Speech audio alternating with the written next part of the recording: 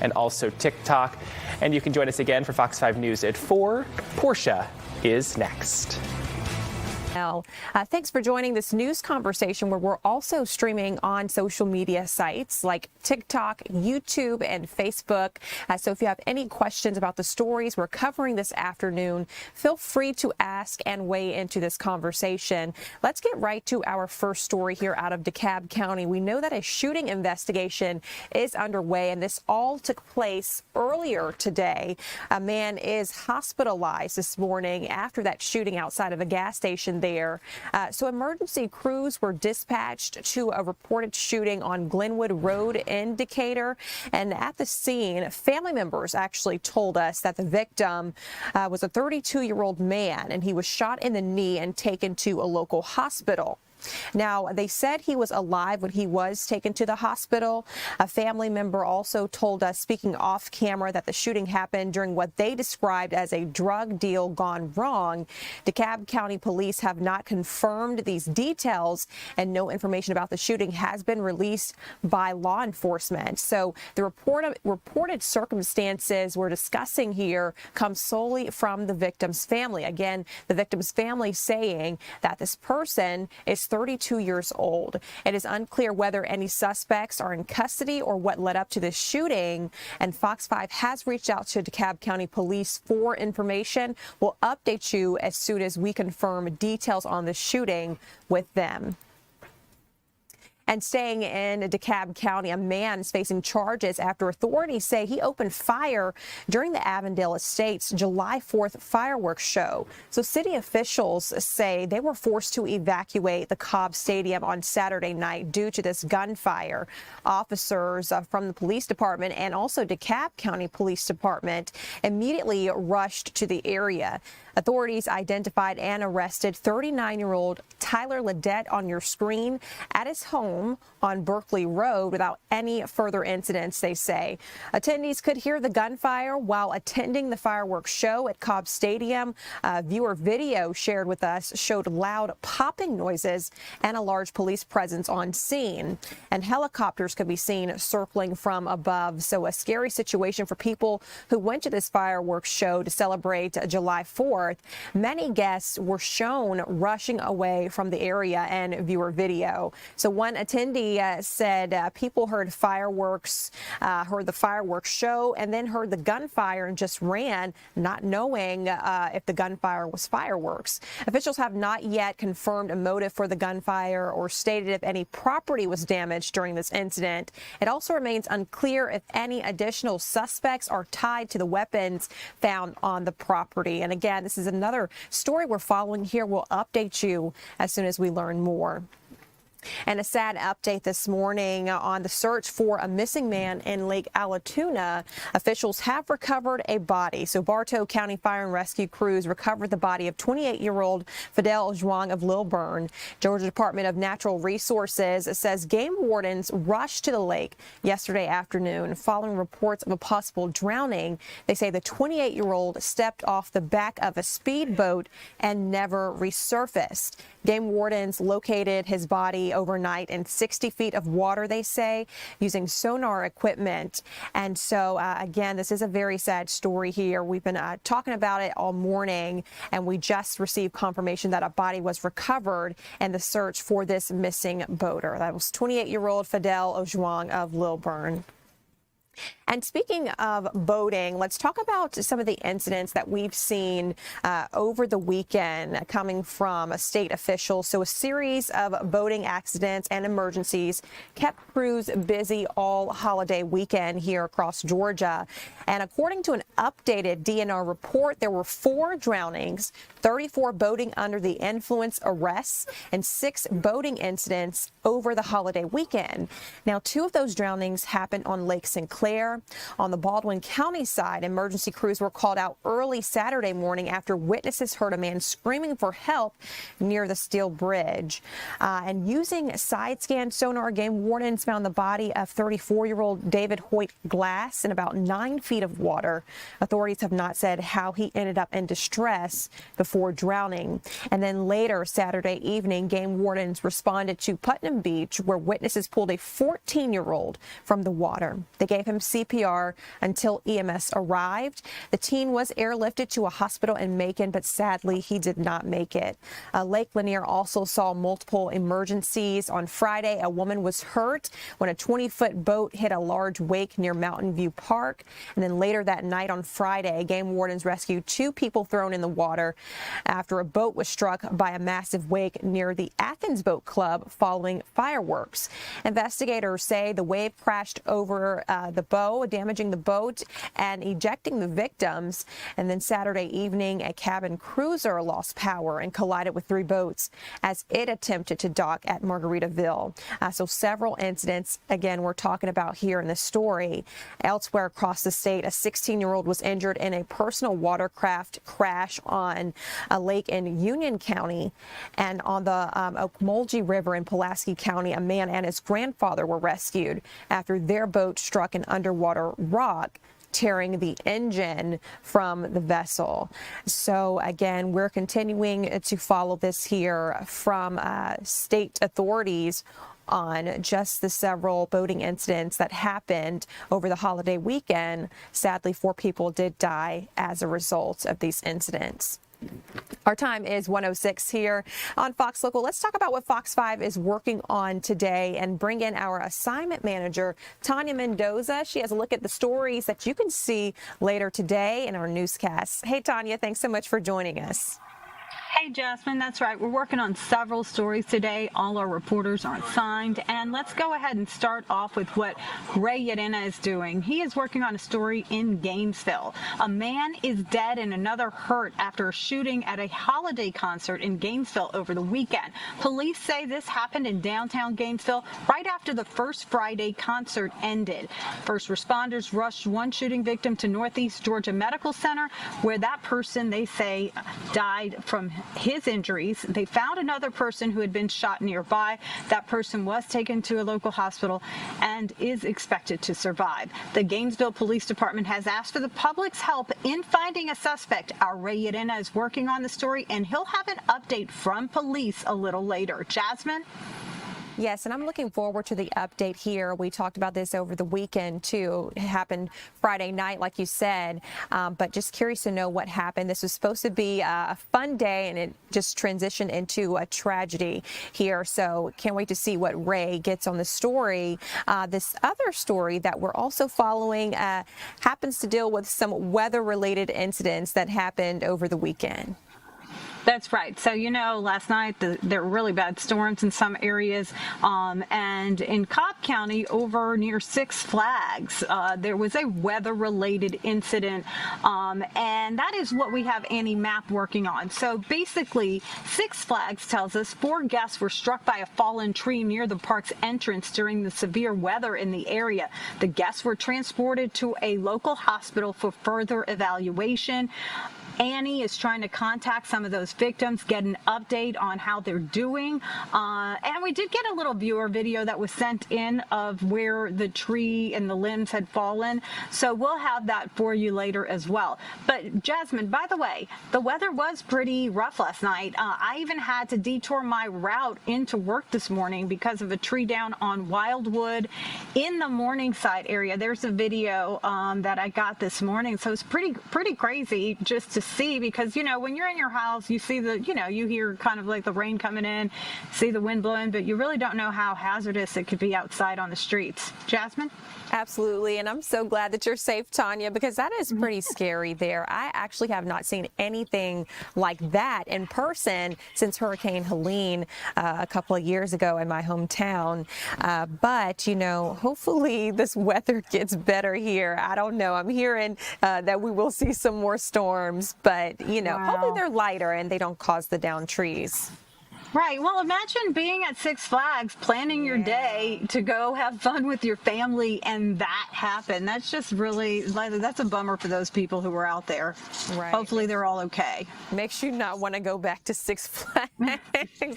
That is at least check the forecast. Watch the Fox 5 forecast before you go anywhere. That is true. And on a lighter note here, so tomorrow Atlanta is hosting the round of 16 World Cup match, and some festivities are already underway, especially with Underground Atlanta. That's right. Okay, so let's talk about soccer. And, today there's several big games. Spain versus Portugal happening at 3, and then 8 p.m. tonight, USA versus Belgium. Tomorrow, right here at the Atlanta Stadium, Argentina versus Egypt. And we have several crews tonight at the watch party, obviously, for the USA over at the Battery. And then we're going to be at the Underground. But what I want to mention about the watch parties at the Underground are taking place for all of the FIFA games. But also, for like today and tomorrow, they're going to be having some sort of Argentinian festival or gathering. So we'll be covering all that. Chris Rosenthal is going to be over there today, and then we'll probably have somebody else later. Rob DiRienzo is going to be over at the Battery for the USA game tonight. And then I do want to mention, we actually, Fox Sports alerted us to this, and I looked it up on Instagram. There is the Argentinian fan base is holding some sort of 5 p.m. rally over at Piedmont Park. So we've decided to go ahead and send Eli Jordan over there and our photographer Eric Len to put up a live camera during our show, and just see what's going on. Talk to some of the fan base as they prepare for tomorrow's game right here in Atlanta. All right, Tanya, that sounds good. Going to be a fun day for sure for many people, but for us here as well as we head out to those watch parties today and tomorrow.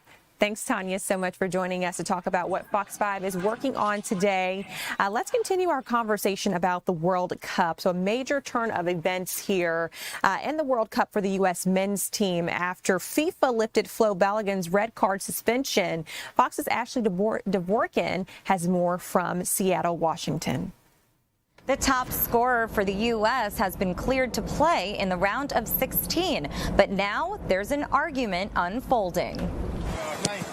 On the bus to their final training session in Seattle, the American men learned striker Flo Balogun's red card suspension had been lifted in time for tonight's round of 16 game against Belgium.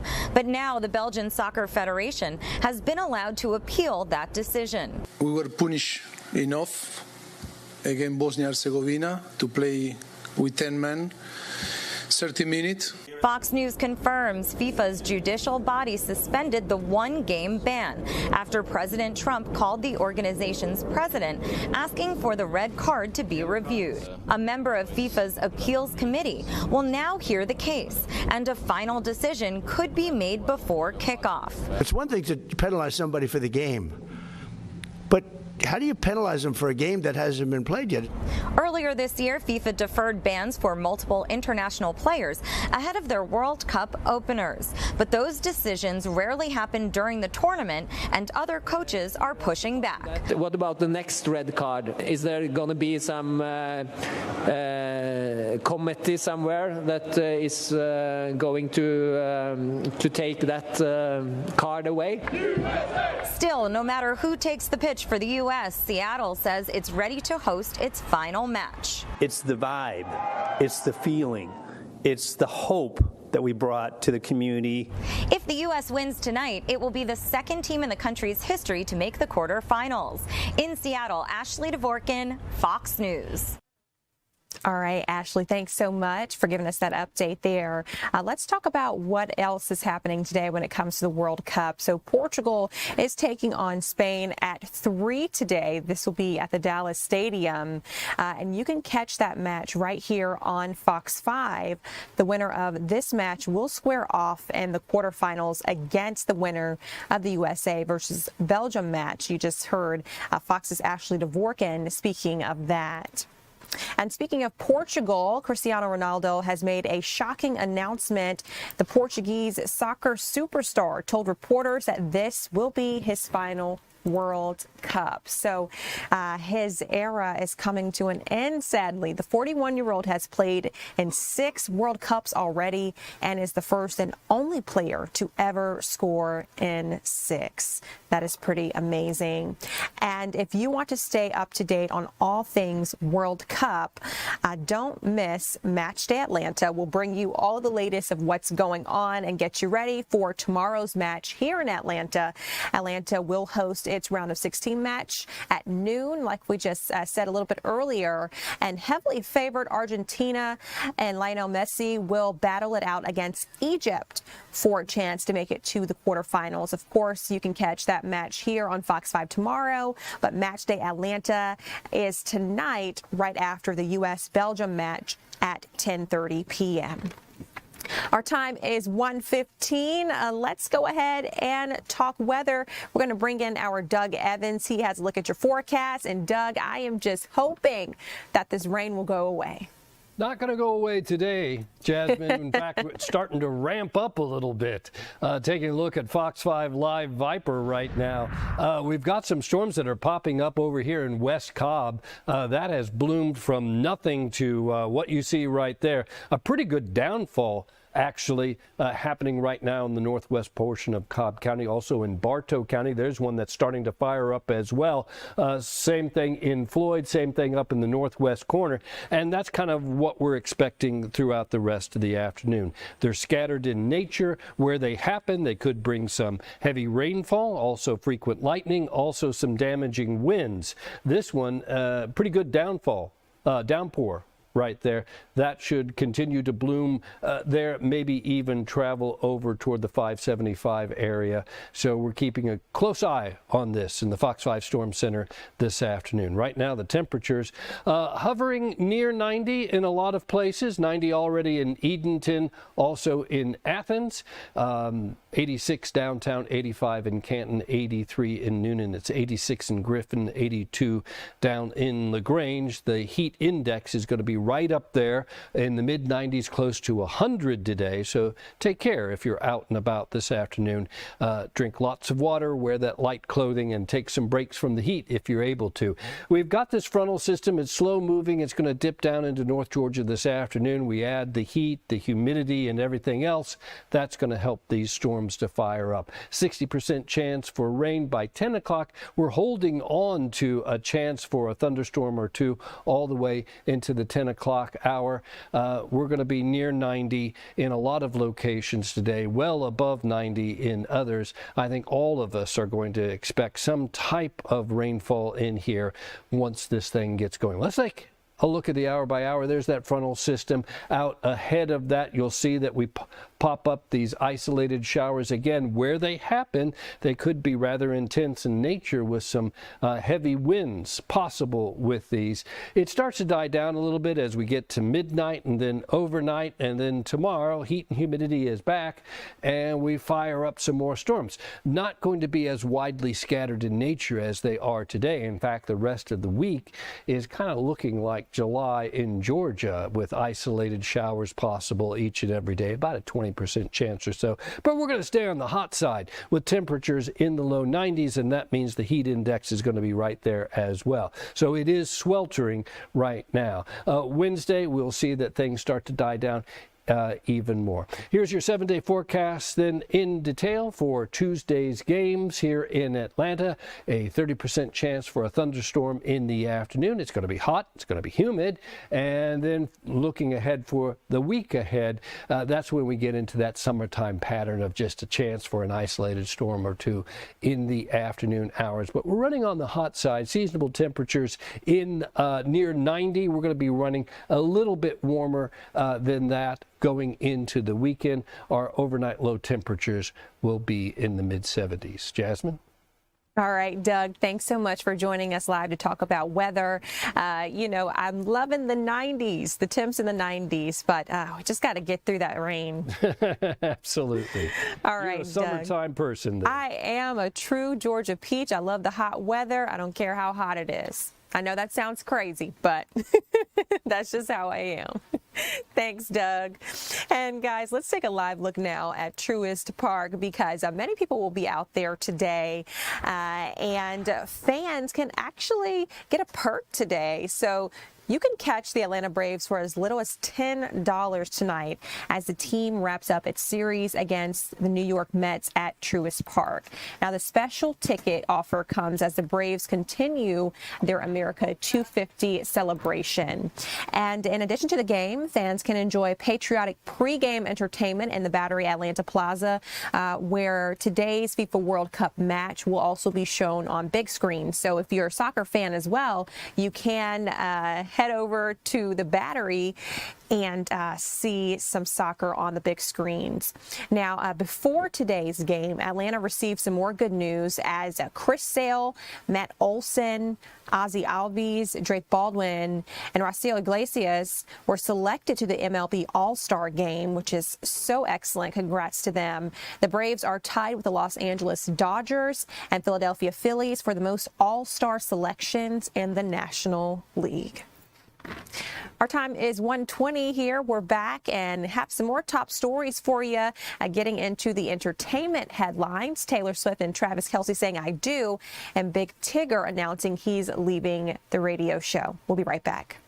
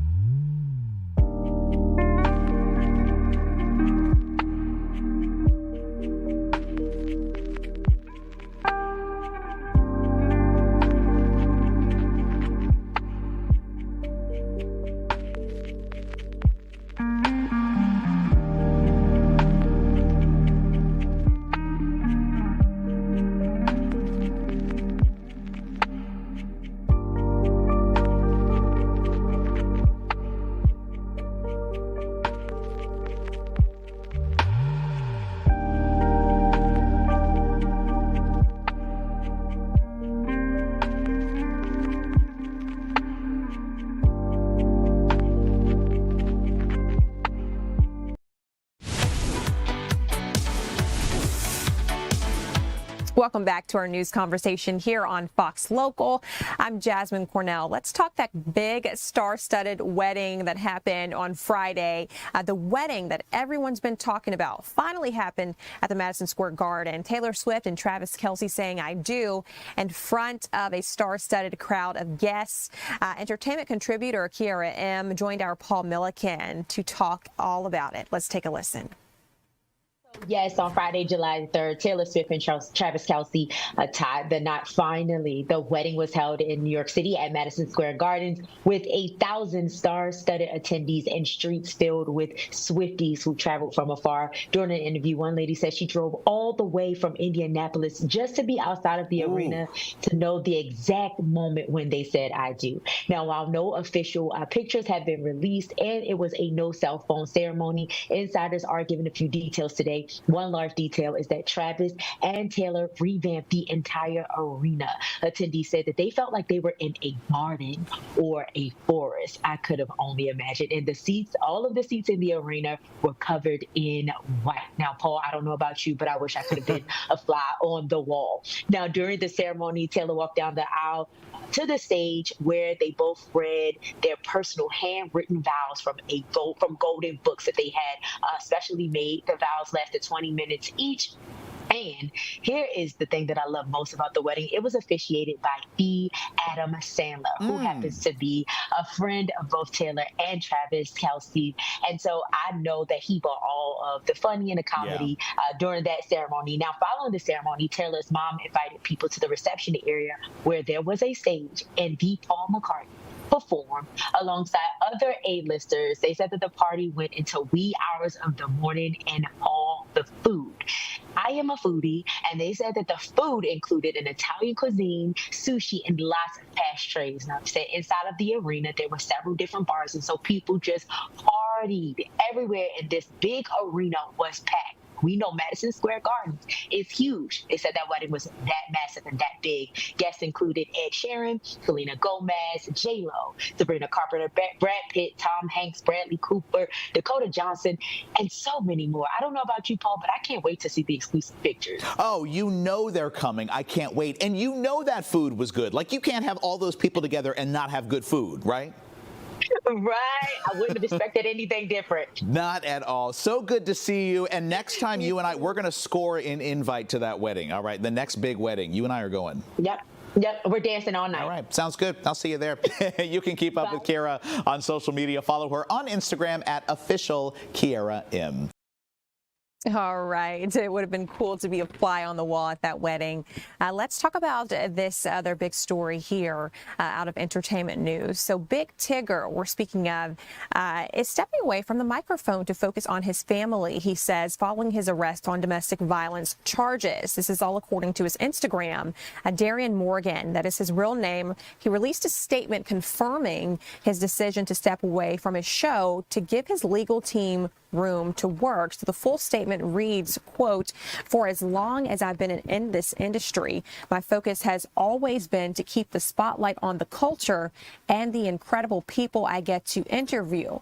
But right now, my personal life is in the public eye and has become the subject of overwhelming speculation and misinformation." Through all of this, he says, what hurts the most is being away from my son. Nothing is more important to me than being a great father. So I've decided to step away from the mic for a while to focus on my family and give my legal team the room they need. As I previously said, I deny every allegation and I am looking forward to clearing my name. Thank you so much for all the love and support. And this all comes after Sandy Springs police arrested Morgan on charges of aggravated battery and third-degree cruelty to children. And according to an arrest affidavit, Morgan's wife, Alicia Brown, told investigators that he shoved her into an office door during an argument at their home back in May. The impact caused a deep cut above her left eye that required medical stitches. And police stated that the couple's 13-year-old son was upstairs during this physical altercation and heard the incident. Brown was later granted a temporary protective order that legally requires Morgan to stay away from her, their home, and their children. It remains unclear right now how long Morgan will remain away from his broadcasting duties or if his employer plans to take further disciplinary action. Our time right now is 1:28. We're back with more on our top stories here on Fox Local.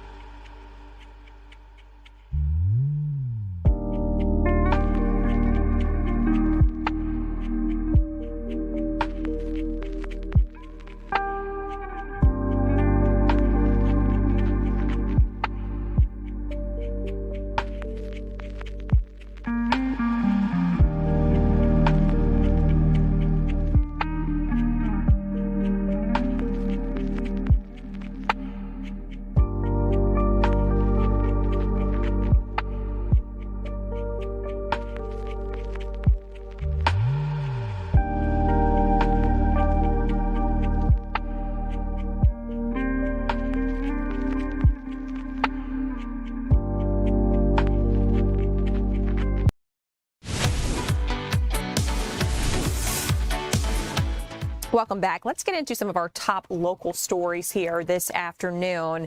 First, speaking of this DeKalb County DA who is recovering after being hit by celebratory gunfire. 2 men arrested. Let's get into the details here. So the DeKalb County District Attorney's Office employee remains hospitalized after investigators say she was struck by a stray bullet while inside her Lithonia home during suspected celebratory gunfire on the 4th of July. DeKalb County Police responded to Clear Creek Drive around 11:36 p.m. on Saturday after receiving reports of that shooting. And when officers arrived, they found Lakeisha Davis suffering from a gunshot wound. She was taken to a local hospital in critical but stable condition.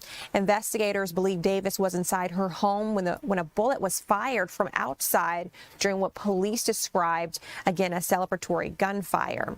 Now, police arrested the 2 men on your screen, that is 34-year-old Stephen Joseph and also 42-year-old O'Dane Lynch.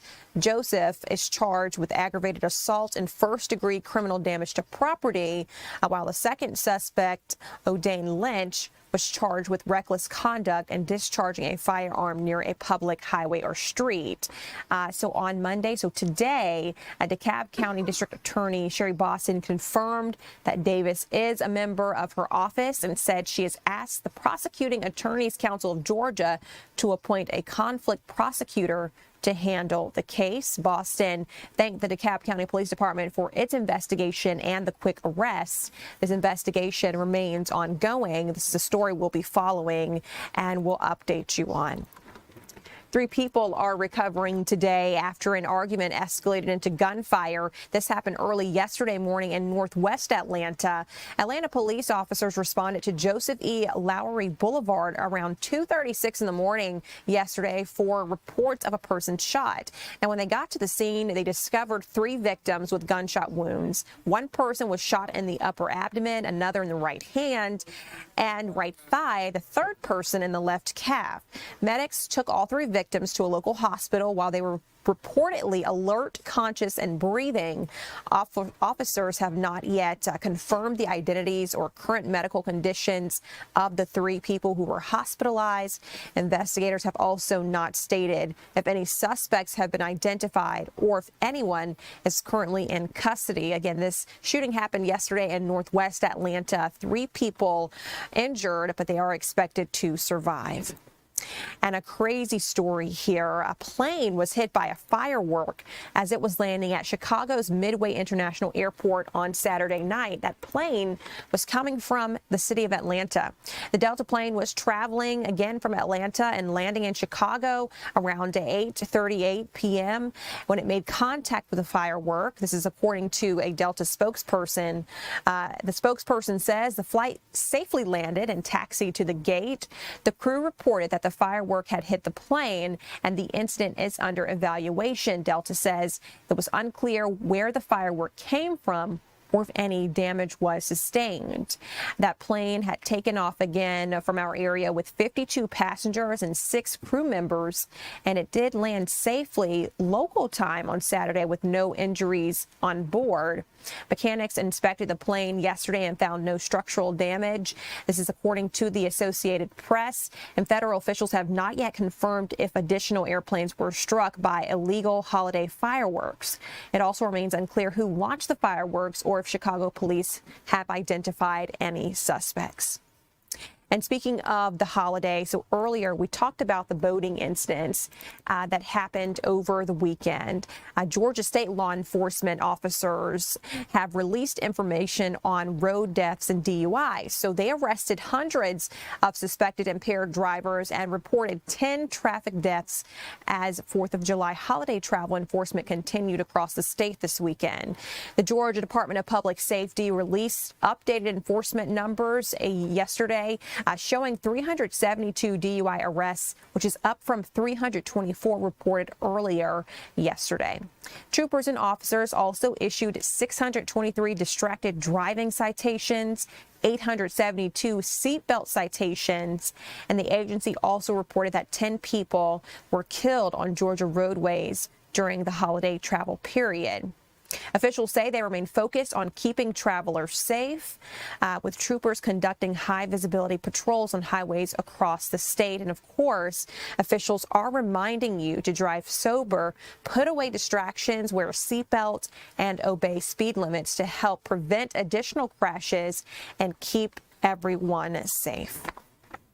Our time is 1:35. Let's continue talking about what's trending on fox5atlanta.com, our website, and Fox Local. We're going to bring in our Joyce Lupiani, digital content creator for Fox 5. Joyce, thanks so much for joining us to talk about the stories that people are clicking on the most on our website and on Fox Local.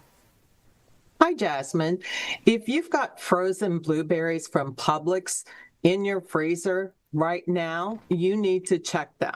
So Publix is recalling one lot of its Greenwise organic frozen blueberries after they were linked to 12 confirmed cases of E. coli.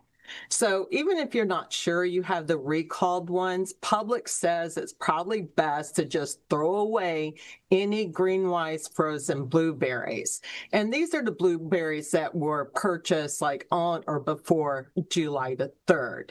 So once again, if you have these frozen blueberries from Publix, you should probably just throw them away to be safe. Good idea to throw them away. And blueberries, that's something I eat weekly. So kind of scary here. I do tend to get fresh blueberries, but if you buy blueberries in general, make sure that you throw them away, especially if you got them from Publix, because you don't want to get E. coli. Let's talk about this story here. It's dealing with the World Cup and a video that's going viral. Right. As you know, Spain and Portugal are going to be facing off today in the World Cup. And I saw this video actually on our morning show, and I just thought it was so cute. And then I looked up a bunch of other videos featuring this person. So it's one of Spain's biggest fans, and he's totally gone viral. It's Lamine Yamal's little brother. He is so adorable. He's like 3 years old, and he went viral last week after celebrating one of Yamal's goals against Austria. And you can see him in the video. You can see it right there. He's got his mouth wide open, and he was throwing his little fist in the air.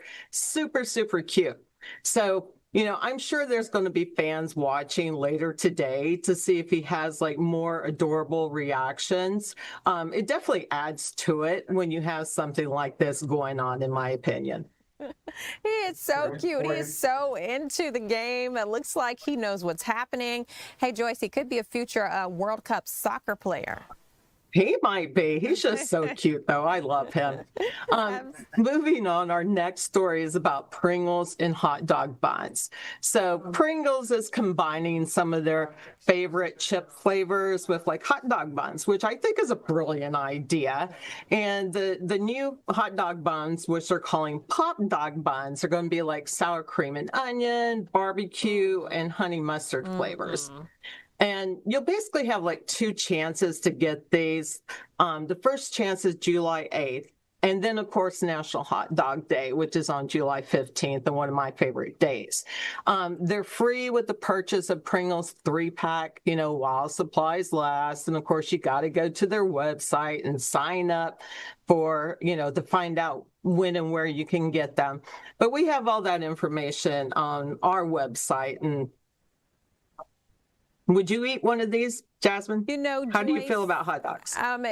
Okay, so I don't eat hot dogs or Pringles, okay. But see, I knew you were a blueberry person because I almost asked you earlier if you ate blueberries, so I'm not surprised yet. I do, and I actually have blueberries at home, but the Pringles here, at first glance, I'm like, ew, but I can see why people might eat them. Some people like chips on their sandwiches, so yes. I guess it's kind of like the same concept here. Mm-hmm. Oh, I think people will be lining up for these things, but that's just me. Now, you asked me if I would try this or if I like, this type of stuff. What about you? Oh, absolutely. I've already signed up. You've already signed up. Okay, well, you tell me after you tried them, which one was your favorite flavor? All right, will do. All right, Joyce, thanks so much for joining us to talk about what's trending on Fox Local and Fox5Atlanta.com. We're going to continue our coverage of some good stories here. So we're going to talk about the Peach Fest Underground Atlanta. And Peach Fest Brady Lowe joined our Paul Milliken to talk about World Fest Mania downtown and everything Underground has for the Summer of Soccer in Atlanta, including being the host venue for Peach Fest. So this is all about World Cup and all the fun stuff happening downtown. Let's take a listen. Georgia is known for a lot of great things, but tops on the list got to be peaches, right? Well, this Sunday, our state's sweetest symbol will be celebrated over at Underground Atlanta during a delicious culinary festival. We're talking about Peach Fest, one of my favorites. So let's go live to Underground Atlanta right now. Peach Fest founder Brady Lowe standing by, along with Underground Atlanta's Lyle Baldus. Guys, great to see you. How's it going out there? It's warm, it's hot, and it's looking to see. It's starting to feel a lot like peaches. Yes. That's what like you want. Yeah, this is Georgia in the summer. We want it to be hot, and we want our peaches. So quickly, I'm going to start again with you, Brady. Let's just talk about the vibe of Peach Fest this year. It's just a lot of great food and great education, right? Yep, so we're going into our 14th season, 12th event. So this is number 12 out of all Peaches, all Peach Fest. New home, so we're going to show off. We want to bring everyone back and make them a believer again that Peach Fest is the most signature culinary experience of summer. Everything at apex moment, peaches, produce, proteins. We got 30-plus chefs, and then we also got 20-plus bartenders doing a cocktail competition called the Peach Pit. Now, what does that mean for the attendees? That you're going to have 20 chances to try a peach cocktail until you find your favorite. I know what I'll be doing the whole time. Lyle, no. This Lyle, is also, Paul, at the yourself. epicenter of downtown now, too. So, Lyle, what a really exciting time for Underground Atlanta. You guys have done a ton of work down there. It looks amazing. And you're right in the middle of all the FIFA action, too. How excited are you to welcome people in right now? We're so excited to have Brady here with his event now, the 12th year, like he mentioned, right when Atlanta is at the center of the world right now. We have, of course, a game here coming tomorrow, and then at the end of the week, we're going to be finishing with Peach Fest here. We've welcomed tens of thousands of people so far in the 35 days of programming that we're doing, and it's been beautiful. As you can see, we also have some peach trees on peach trees around us right now as well, too, which is an incredible initiative by Atlanta Way 2.0, and we're really excited that it's all culminating here at the epicenter, and we brought Brady with this amazing event down here to Underground Atlanta for many years to come. And I think that's a great point because, like you said, we're at the center of the world. And I mean, we're in a third year, 1996 to 2026, Olympics to World Cup, and the food has been the center plate for Atlanta forever. And this is one of those events, and we're so gracious to be here at our new home at Underground Atlanta this weekend. Yeah, and Brady, I mean, the thing about Peach Fest is it really shows just how unique and versatile the peach is, right? Because you'll find it prepared in so many different ways, so many different dishes and drinks. Absolutely. I mean, you got to think that you've got content with the skin, with the pit, with the flesh. So there's so many things going on with a peach. Now, the goal here in creativity, when peach season ends, is when the creativity begins. And what I'm trying to do is see who are the chefs, who are the tastemakers who are bringing that kind of inspiration to what do I do with peaches and how do I extend that? So this year is a lot about preservation. So how do you take peaches and make them last right after Peach Fest? Yeah, so cool. Yeah, make them last as long as possible because I need to get down there and have some. So, Lyle, tell us what we need to know before we come down to Underground Atlanta. I know what you're going to say. Take MARTA, right? Just do it easy. Absolutely. So we're right next to 5 Point Station. Yeah. So we definitely encourage people to hop on their favorite station and meet us down here. We're also surrounded by parking. So we invite people, whether they want to, drive down here or head down otherwise on public transportation to get here. Get here early. We expect a large crowd to come out. And you can also, of course, get your tickets online. You can check our different websites. You can also search Underground Atlanta on Google. But absolutely, come ready to have a good time. There's going to be a lot of food and drinks. Everyone's going to have a really amazing time here on Sunday. Yeah, and really quickly, Lyle, I just saw online, I think Argentina fans are heading there to Underground Atlanta tomorrow to gather before the match. I mean, how cool is that for you to have, literally people from all over the world who are claiming Underground Atlanta as their home away from home? It's amazing to welcome all these people into this storied property that's always done that. It's always been that piece of Atlanta, is bringing people together like Brady, as well as tourists and even locals. We invite everybody to come down. Today and tomorrow we'll be celebrating. We imagine the game tomorrow. We think we might know who is going to win, but we're going to have amazing celebrations before and after the game for Argentina fans, as well as locals. Come be a part of the action. We'll be showing the games, as well as have some amazing performances from Argentina. Yeah, so much good stuff going on. All right, Brady. Some amazing food too. Yes. So Brady, what are the chances like you could deliver that cocktail to the Fox 5 studios in the next 15-20 minutes? Tim, how fast? Don't put it on Tim. Don't you? You know it won't make it back if you give that to Tim. All right, guys. Great to see you. Have fun out there. We'll see you out there on Sunday. Okay. Yep. Thanks so much. Guys. Take care. I know Tim's going to drink that drink, and I'll never see a drop. Peach Fest happening this Sunday, July 12th at Underground Atlanta. VIP admission is $130. That's going to get you in at 3 p.m. General admission, $95. That gets you in at 4 p.m. I'm going to put up a story here in the next hour or two of Good Day Atlanta. So just go to the fox5atlanta.com website, and you can click under the Good Day section.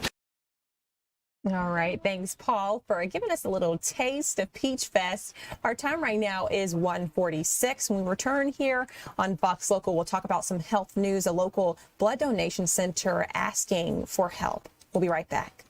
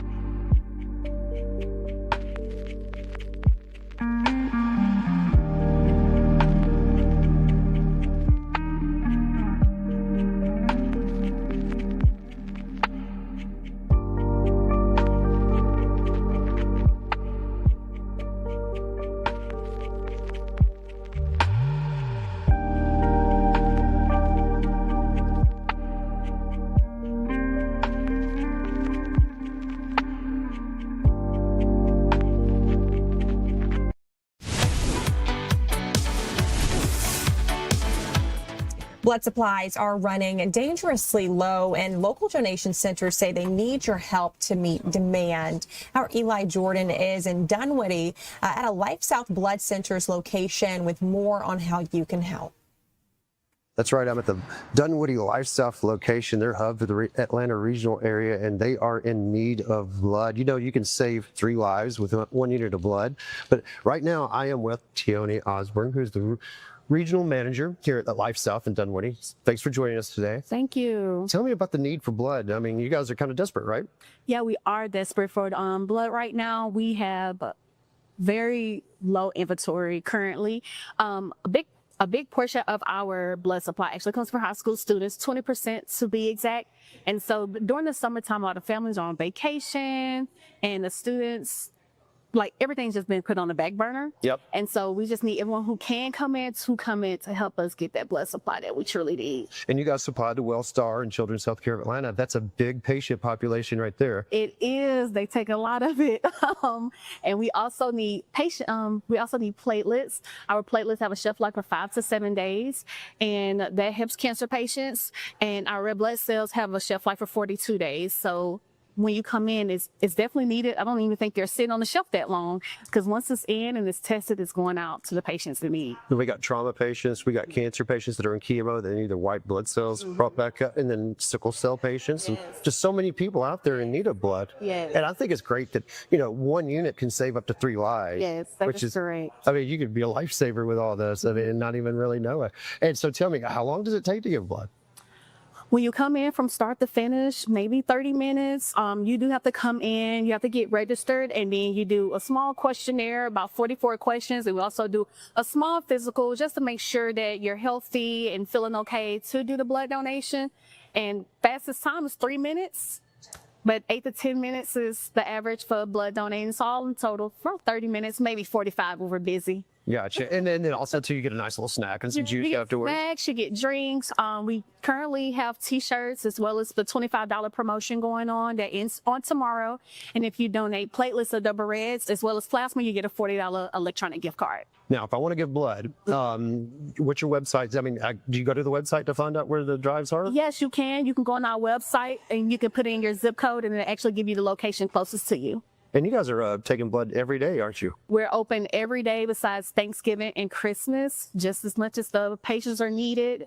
In the hospitals, we have to get that blood to them as well. That underscores the serious need. You guys are open every day except Christmas and Thanksgiving. Yes. High demand, low supply. Gotcha. And how late are you guys open? It's when I want to come down here to Dunwoody. If they want to come to Dunwoody, we're open Monday and Wednesday till 5, 9 to 5. On Tuesdays and Thursdays, we're open 9 to 7, and on Friday, 9 to 4.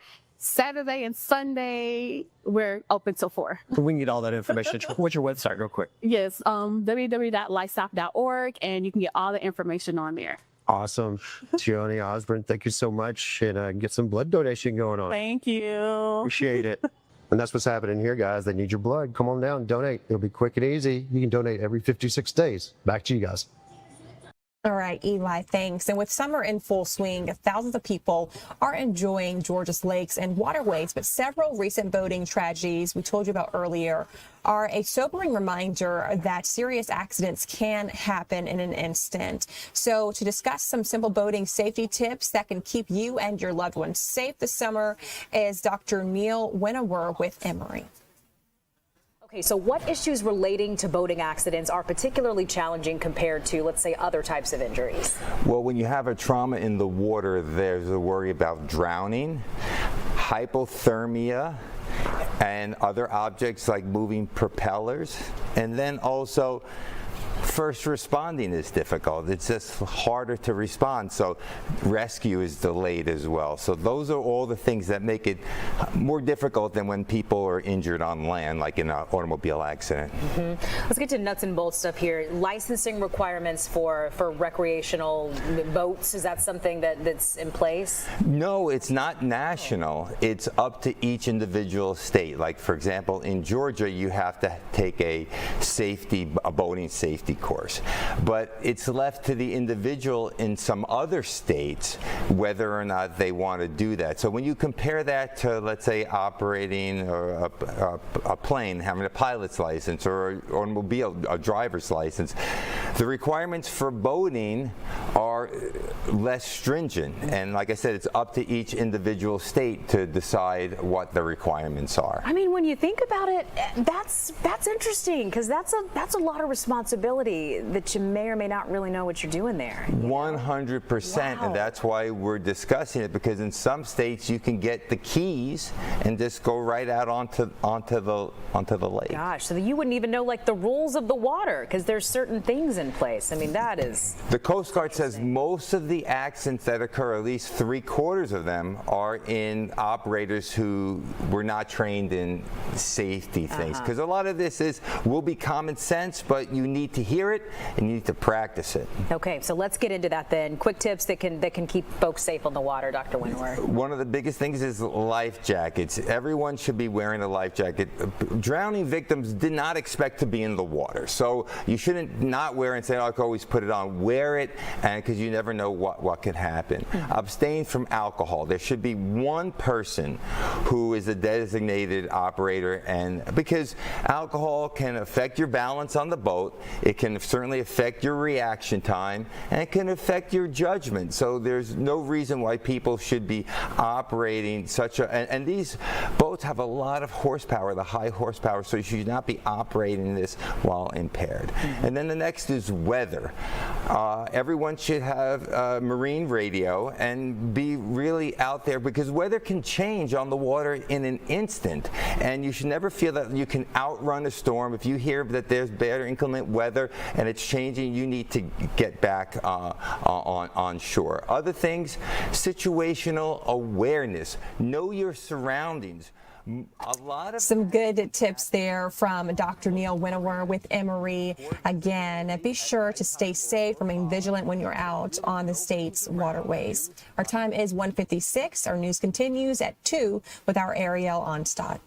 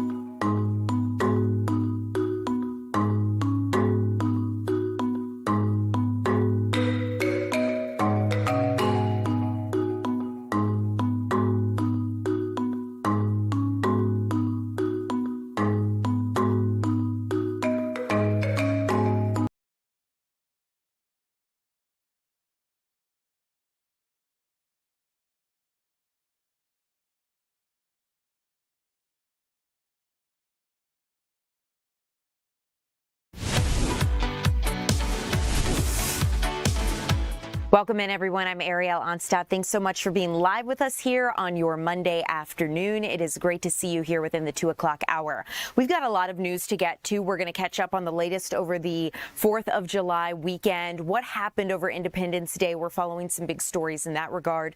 We're also going to talk about the latest regarding the suspension that is now no longer a suspension of one of Team USA's star players in their match against Belgium tonight. So lots of news on deck. Let's start off first in Gainesville. I want to get the latest from our Ray Urena, who is following up on a deadly Independence Day shooting. And Ray, I understand one man has died.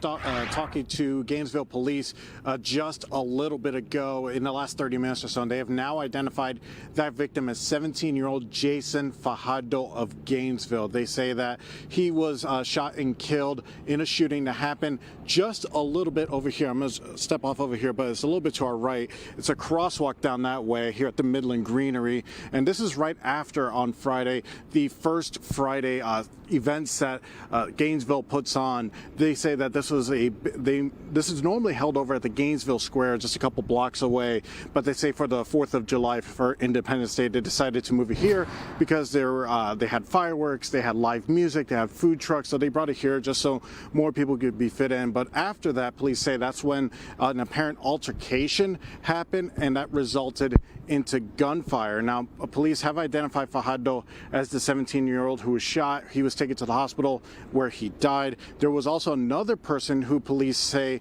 was shot in the knee, and they say that person is being described as an innocent bystander, but they do say that an altercation led to some gunfire here in Gainesville, which ultimately led up to a 17-year-old being dead. We have just learned his identity, so we do not know if Mr. Fajardo was a student at Gainesville City Schools or Hall County Schools. We're still trying to work that out, but people were gathered here for the 4th of July, and then right afterwards, that's when this shooting happened. Police say they're reaching out to everybody in the area who may have a camera. They say they have an extensive camera network in Gainesville, but they are not, and they have also received tips from private surveillance cameras, but they do not have anybody in custody just yet. They say that they did have people detained immediately after the first Friday celebration, but these people were released. They were not directly related to that. There's also been people that have been charged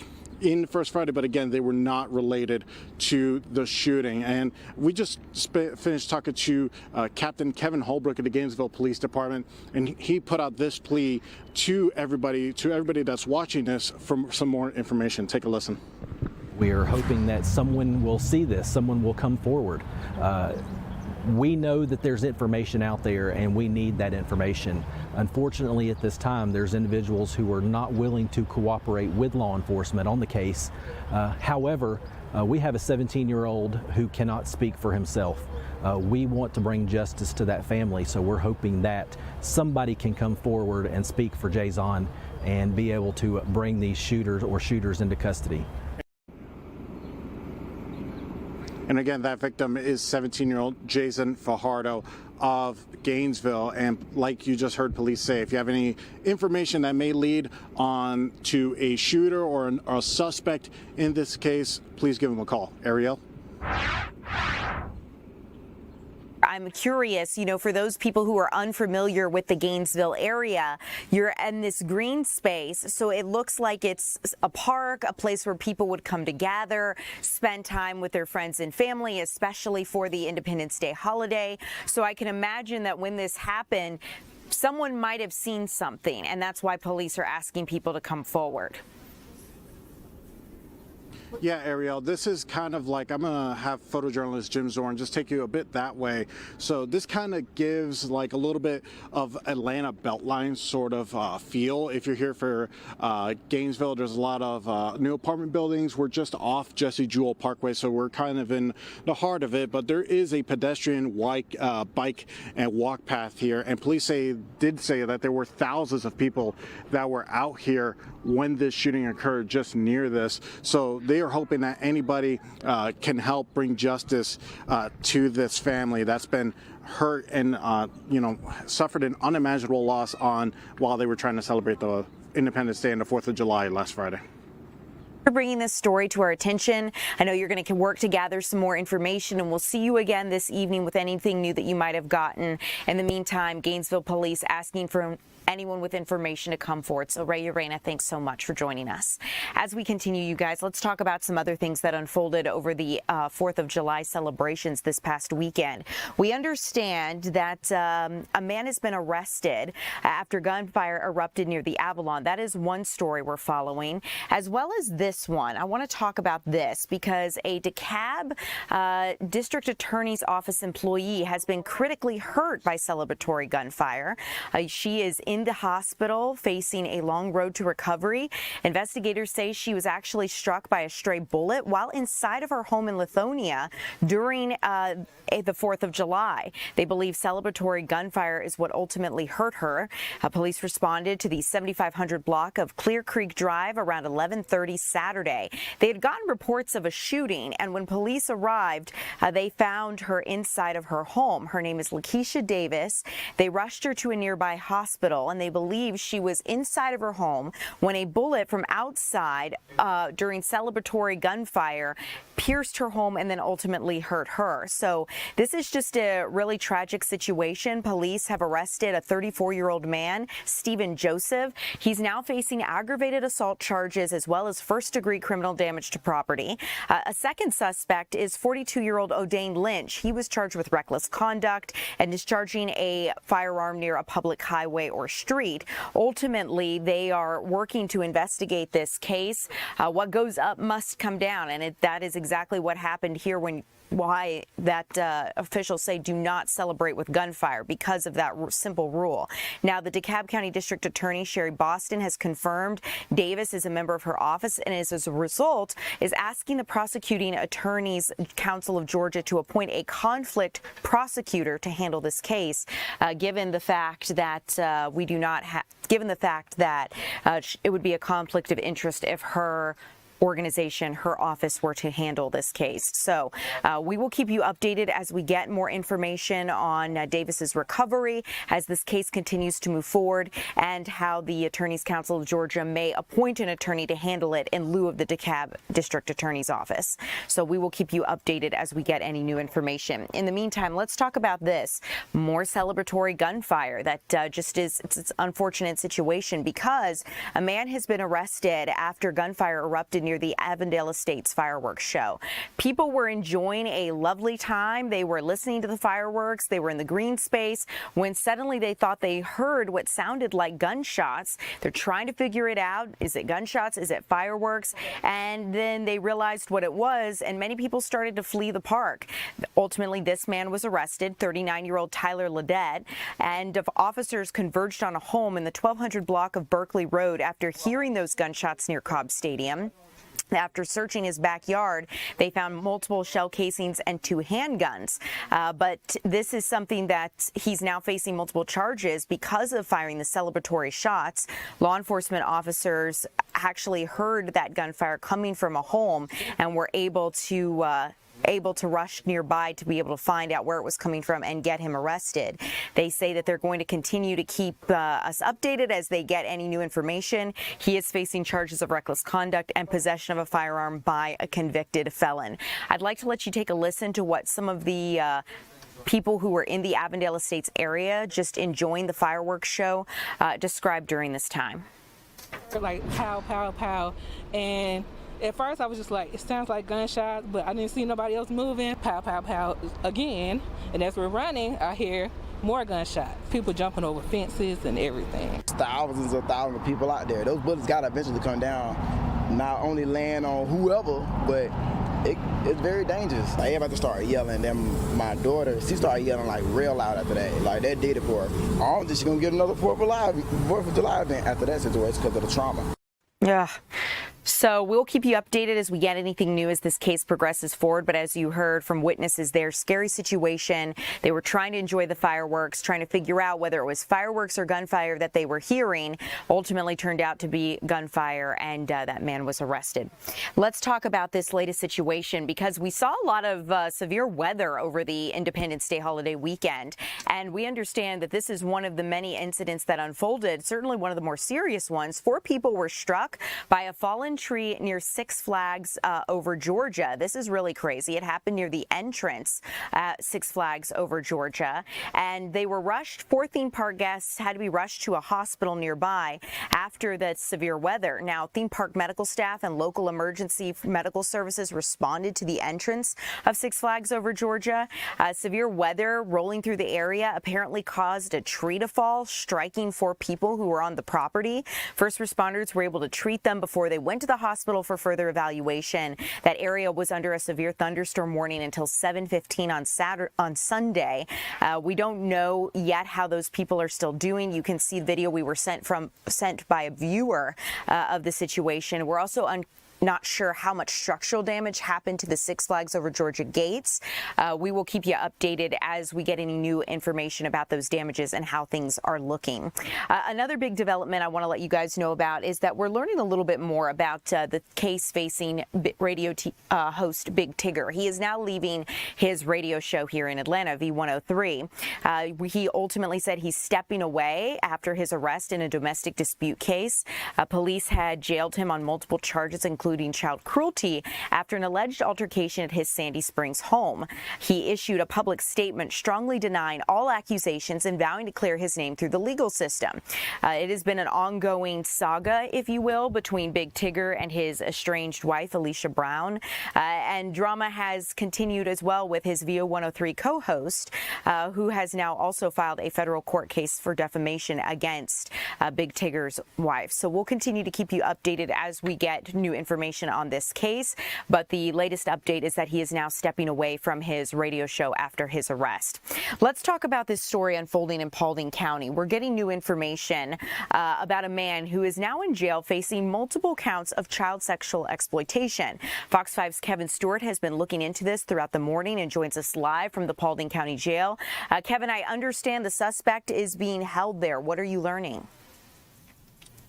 Yeah, the suspect's name is Charles Shoup. He's being held here in the Paulding County Jail on $9,000 bond.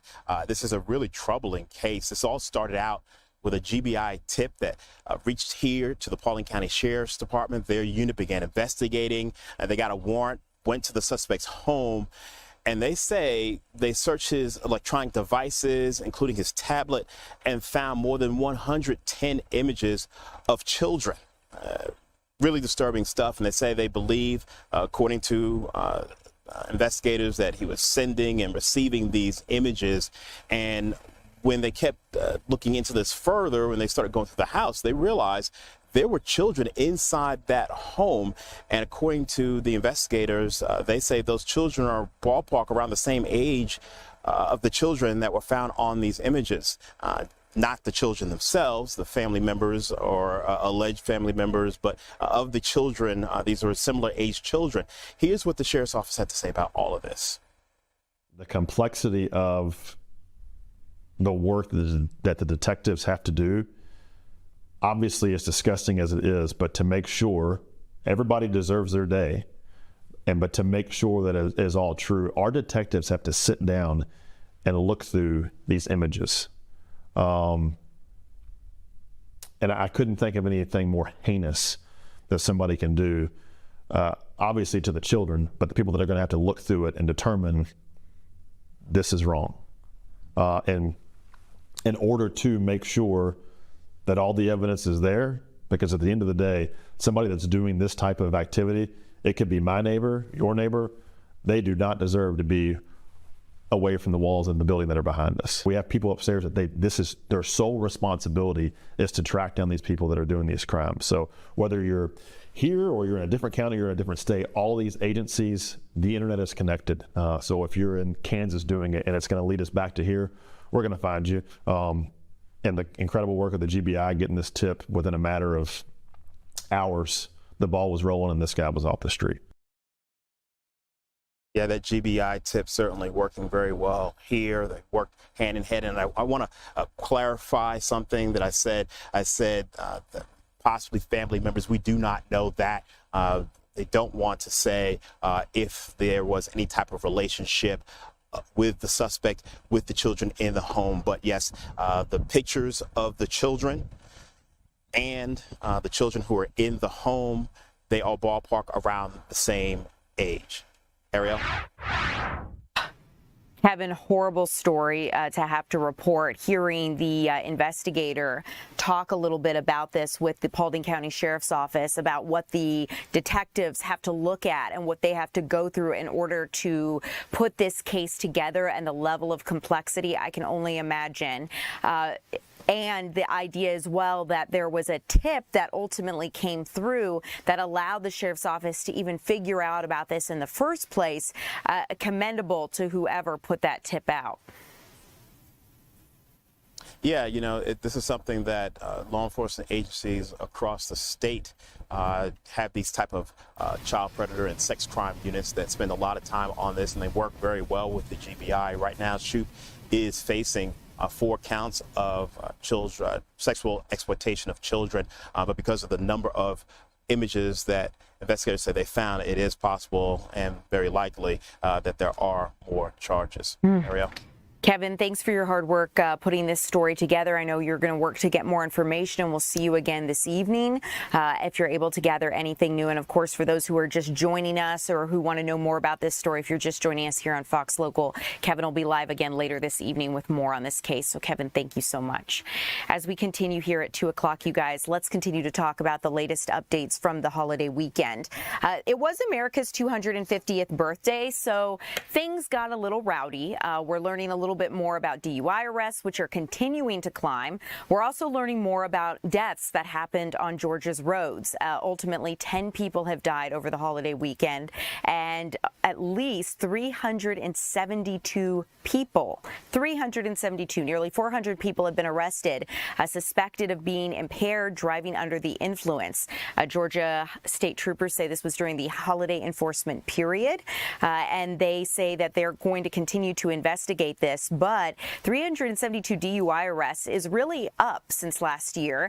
324 were reported earlier. So this is something that they're continuing to investigate. Troopers and officers have also issued over 600 distracted driving citations and over 800 seatbelt citations. So a lot of citations, tickets, all issued over this 72-hour holiday enforcement period. Unfortunately, also reporting from the State Highway Patrol that 10 people have been killed, an increase from the 6 traffic deaths reported in the previous update. So we were able to get those new numbers from the Georgia State Highway Patrol, and we'll continue to keep you updated as we get anything new. Let's talk about what happened. We talked about what happened on the road. Let's talk about what happened on the water over the holiday period. We're understanding Georgia Department of Natural Resources game wardens responded to multiple water emergencies across the state. 4 people have drowned, and dozens of boating under the influence arrests were reported Friday through Sunday.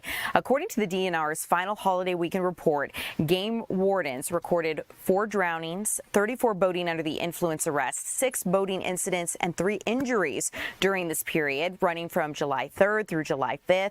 They say that there were no boating deaths, meaning that none of the deaths were directly attributed to boating crashes. One of the drownings happened Sunday afternoon at Lake Allatoona in Bartow County. We've been following that story. A 28-year-old man of Lilburn, entered the water from the back of a ski boat near Glade Marina just before 1 o'clock and never resurfaced. So we'll continue to keep you updated as we get any new information there. Keep in mind, Bartow County Rescue and the game wardens immediately launched a search using boat-mounted sonar in order to try to find him. Additional personnel were brought in, and ultimately after midnight on Monday, they say, or just after midnight, they were able to find this man in approximately 60 feet of water using that sonar. We'll continue to keep you updated as we get new information on these stories, but I do want to just give you an update as to what we are seeing from law enforcement after the holiday period. And in one other situation, not here locally, but over near Chicago, a Delta flight was hit with fireworks. This is pretty incredible. The plane was hit by a firework as it was trying to land at Chicago's Midway International Airport Saturday night. That Delta plane was traveling from Atlanta and landing in Chicago around 8:30 when it made contact with a firework. A Delta spokesperson says that the flight did land safely, was able to taxi to the gate without any major incident. The firework, though, did strike the plane, and the incident is under evaluation. Delta is unclear where that firework came from or if there's any damage sustained to that flight. It was an Airbus that had taken off with 52 passengers and 6 crew members, and there was no one was hurt, thankfully, in this incident, but just another good reminder to be careful with fireworks when you light them off. Let's talk about something we're following here regionally over in Memphis. A man has been shot and killed by a National Guard soldier. This is a developing story that the state is investigating there now. The Memphis Police Department says Tennessee National Guard soldiers did shoot and kill that civilian, and the moments leading up to that shooting are what the state will ultimately be trying to piece together. Memphis police say the officers were called to an area in Memphis just before 4 a.m. Sunday on reports of shots being fired. When they got there, they found several people leaving the area, one of them holding a handgun. Memphis police and Tennessee National Guard military police chased the person, and our sister station Fox 13 spoke with a pair of brothers who pulled up to the chaos, saying that they heard gunshots and people taking off running. The Tennessee Bureau of Investigation says that Tyron Johnson turned towards National Guardsmen while armed. The 2 National Guard soldiers then shot and killed him. No officers or guardsmen were reported hurt, but as the investigation continued into the early morning hours, officers were speaking with family and piecing together the clues. TBI agents are now leading that investigation into the shooting, and this is something we'll continue to keep you updated on because ultimately they're going to be figuring out whether or not that shooting was legal by the National Guard. Something else we're following here over in California, Nancy Pelosi's husband now accused of a hit and run. This happened in Napa County, California. The alleged incident unfolded Friday afternoon after a witness reported seeing a brown convertible hitting a legally parked car in the area. Officials say Paul Pelosi admitted to hitting something but didn't know what before leaving that scene. Police say he kept driving until his car was not able to continue down the road. Authorities say there was no alcohol in Paul's system, but the sheriff's office is referring him to the DMV for a re-evaluation of his driver's license. Now, this comes 4 years after he pled guilty to a DUI in that same area. A big story unfolding today, and continues, or actually looking off to my right here at the national feeds, I can tell you that this just wrapped up. We are facing a multi-day hearing in the suspect in Charlie Kirk's killing. This case centers on evidence as well as a whole bunch of other things. So let's talk about it, because you're looking at Tyler Robinson, the man accused of shooting and killing activist Charlie Kirk, and this 23-year-old is now standing in court for a multi-day hearing. Utah prosecutors are going to preview some of their evidence in the case, including a videotaped statement by Robinson's former roommate, who is expected to be a key witness. The roommate has been described in court documents as Robinson's romantic partner, and this is expected to offer insight into the messages that the two reportedly exchanged after that deadly shooting last September, including what investigators are saying is a confession on behalf of Robinson. Now, you're taking a look. Earlier, Erica Kirk was walked into the courtroom there by security. She is Charlie Kirk's widow, in case you were unfamiliar, there to watch this multiple-day hearing and the proceedings of it. Now, keep in mind that recorded statement is just one piece of evidence that the Utah County Attorney's Office has said it plans to present during this preliminary hearing. The prosecutors intend to call a handful of law enforcement officials to testify. They say some court filings as well as physical evidence will be on display, surveillance footage, photos of the alleged murder weapon, ballistics evidence, and messages between Robinson and his roommate. The defense team says it plans to call 3 forensic experts to testify in return. We did hear from one man earlier who was a police officer on the Utah campus, Utah Valley University. The hearing comes 10 months, like I mentioned, after 31-year-old conservative activist Charlie Kirk was fatally shot as he addressed a crowd of roughly 3,000 people during that event. We'll keep you updated as these hearings proceed over the next few days. In the meantime, I'm going to bring you back here a little closer to home, where we are going to get a check of your weather forecast with Doug Evans, who is putting on his meteorologist cap today. We're going to talk about what to expect in the days ahead. We saw severe weather over the weekend pop up with these thunderstorms. What is in store in the days ahead? Doug will break it down for us.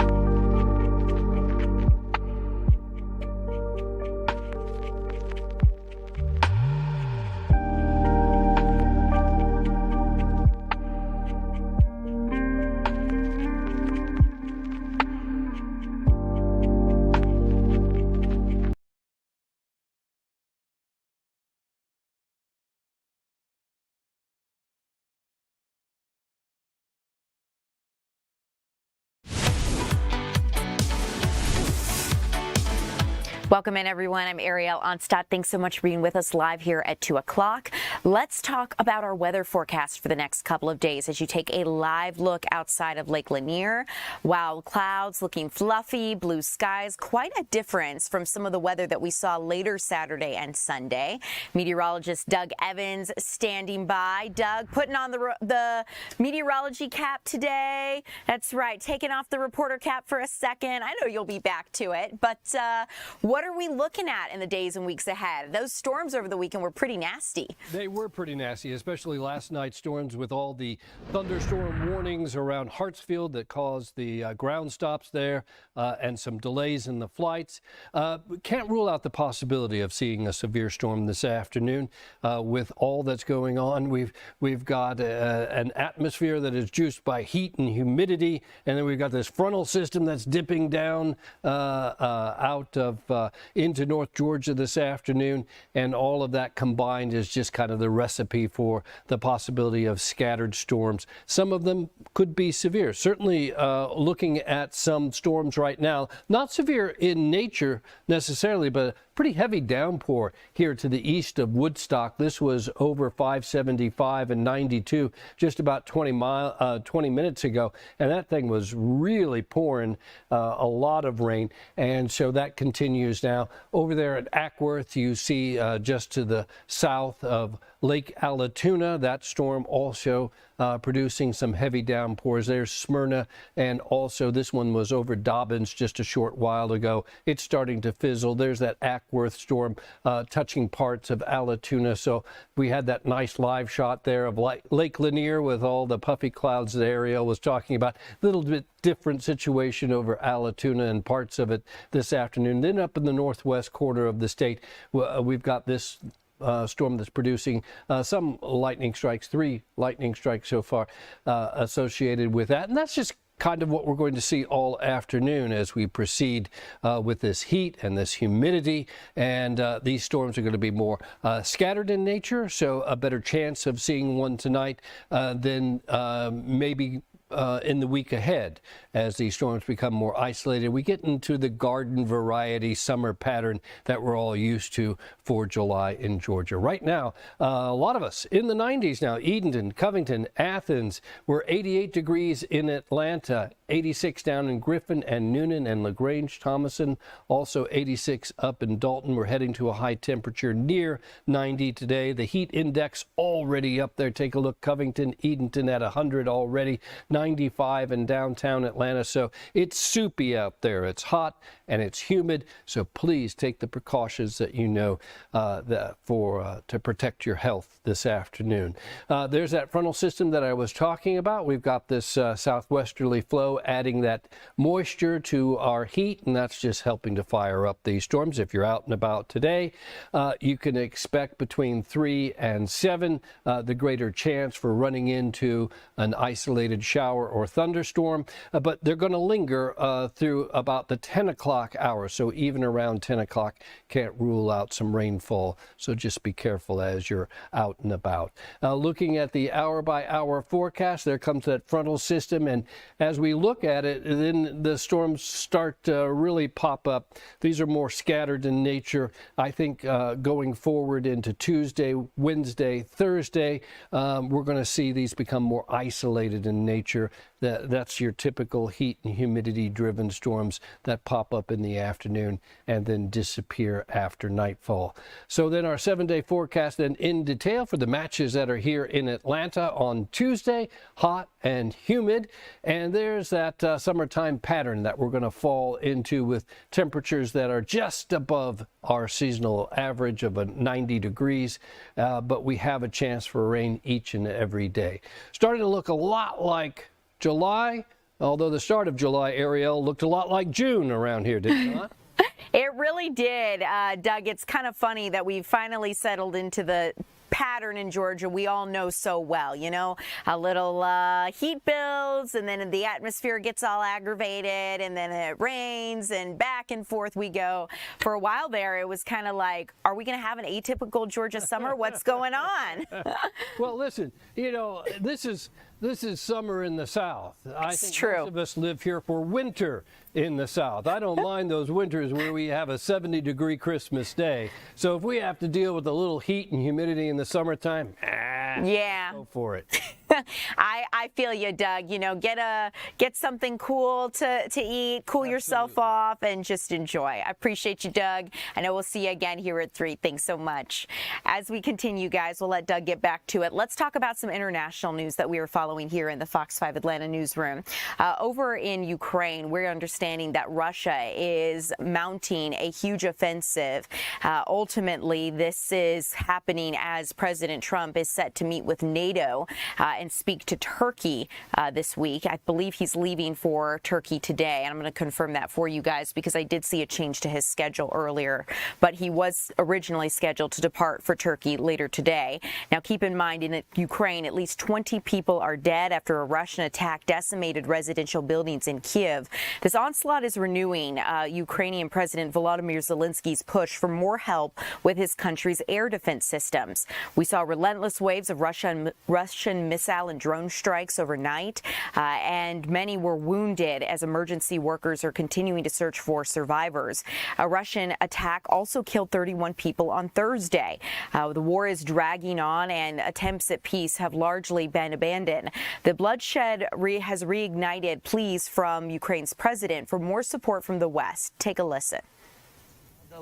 We must put pressure on Russia so that there is peace. Ukraine has already provided all the proposals, all the diplomatic options. Well, you know, if you could start to see some more momentum build behind the Ukrainians. If they continue on the way they are, if they start to manufacture more munitions in country, which they've started to do, taking the burden off of the United States to have to deplete our reserves to resupply them, that was never a position we should have been in. It went on for way too long. but now Ukraine can produce their own. That's a much better state of affairs. And they're also doing so much more with drones and robots rather than with human beings. That removes another major superiority in terms of numbers for Putin.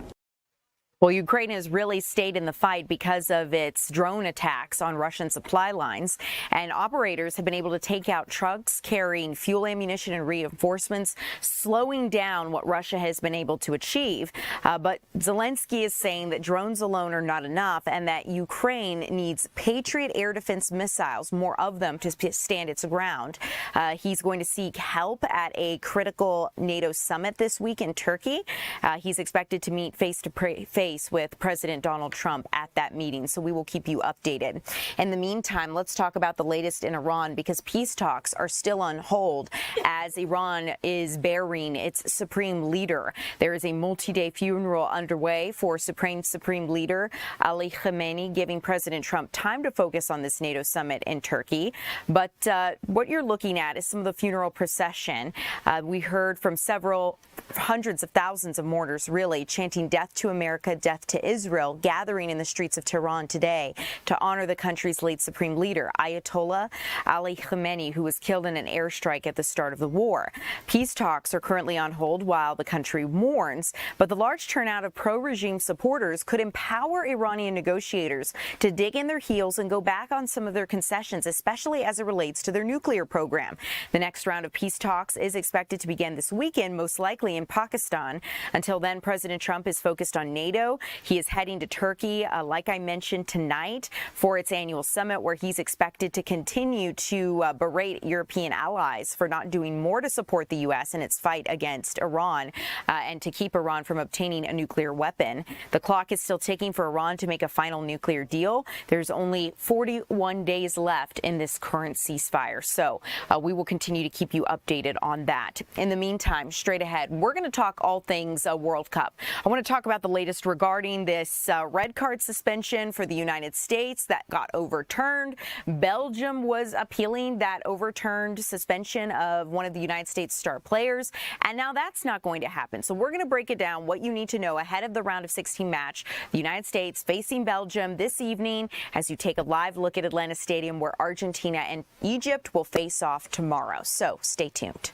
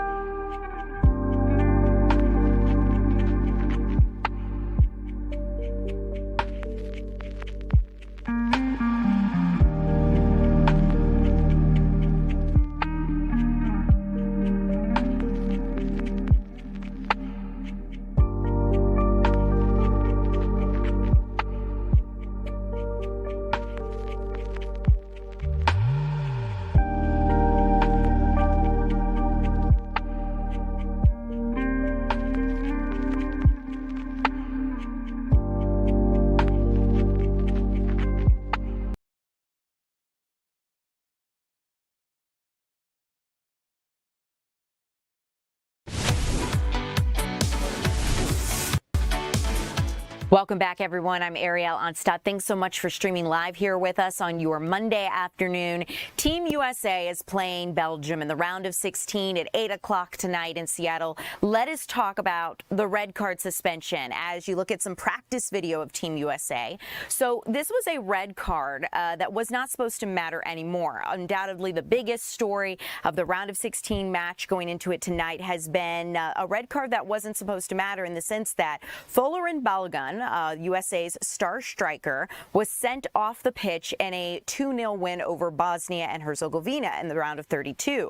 It was a decision that should have kept him sidelined during the round of 16 because when a player gets a red card, they are banned from the subsequent match. Instead, FIFA suspended the red card sanction for a probationary period of a year, clearing him to face Belgium, much to the relief of his teammates. Now, this alone has been controversial, but the story really escalated when it emerged that President Donald Trump actually called FIFA's president, Gianni Infantino, to review the red card that Balogun was given.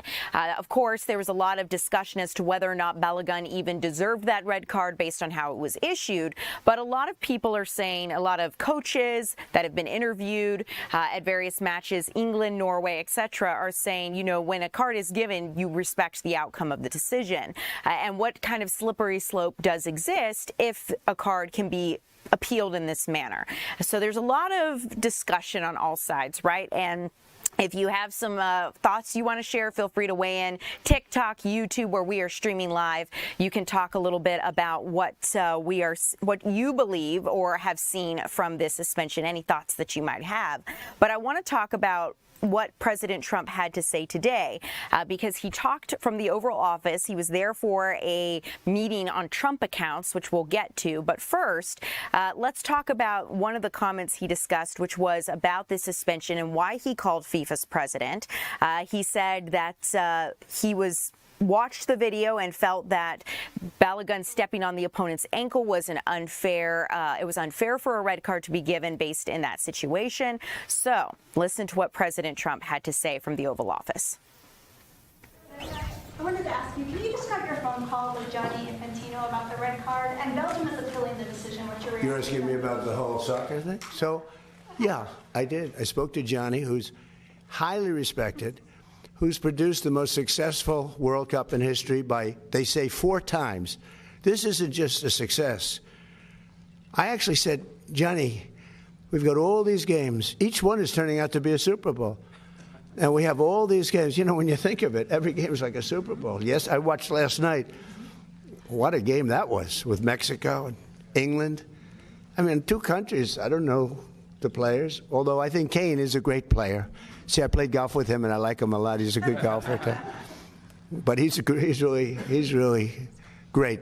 But I watched, and no reason for me to watch, and you couldn't take your eyes off the game. Because I said, Johnny, you know, you have all these games because they added games. In a country where really it's not our main sport, to put it mildly. And this has been 4 times more successful. He told me last night the numbers are 4 times greater. They think 50 or 60 million people are going to be watching the game tonight. I mean, you know, this is getting to be Super Bowl numbers. But you have a game tonight, and they think they're projecting a minimum of 50 million people watching a game. We call it soccer. It's called football, I guess, but we can't really call it football because it gets there's a little confusion. So, yeah, you call it soccer. We're the only ones that do that, but we have football. And football's great. But I've never seen anything like it. So I saw the play. And I'm a person that loves sports and was a good athlete. And I understand sports really well, really well. And that wasn't a foul. That wasn't even an infraction. That was 2 guys running full speed that happened to crash into each other. You can't take your foot and properly place it on somebody else's foot when you're going, no, these were 2 great athletes that got tangled up. And this referee, who is a little bit suspect, if you check his past, I don't want to say that because I don't like to create controversy, but very suspect. If you'd like, I'll provide you with the past. He made a call that nobody could believe. You know, even people on the other side, they said, "Oh, we got lucky. Wow, that's." And it's very interesting. They say they don't show them in slow motion. And I never realized that. I never heard of that before. That they're not allowed to review in slow motion because it's so different. Because you'll take one little quarter of a second and you'll see that a hand is touching a neck or you see something. Whereas when you see it in fast motion, it will look like two guys collided, which is really what happened. They got sort of entangled. He didn't do anything wrong, and he's our best player or one of our best players, a very vital player. And he gave him a red card. I didn't know what that meant. I didn't think it meant much. Then I started hearing that means he can't play in the next game, at least in the next game. I said, boy, that's a big, if it happened to another player, it would have been unfair. But when they take your best player, or just about, they have some great players, and they say you can't play, that's very unfair. That's, it's one thing to penalize somebody for the game, but how do you penalize them for a game that hasn't been played yet? It's very unfair. You can't do that. So, yes, I asked for a review by FIFA. I spoke to a man who's highly respected, and by the way, whose level of respect has gone up tenfold. So you're listening to President Donald Trump as he spoke from the Oval Office earlier today about this decision that FIFA made to overturn the red card suspension that was issued to Balogun during that round of 32 match with Team USA. Now, keep in mind, Belgium had the right to appeal that suspension, to appeal FIFA's decision, which they have done. And as of this afternoon, FIFA has rejected Belgium's appeal of the decision. So, based on how things stand, Balogun can play in the match against Belgium tonight. We will continue to keep you updated as we get closer to that match time of 8 p.m. I see a lot of you guys talking here in the chat about how you feel about this decision, and now that politics is involved in football or in soccer.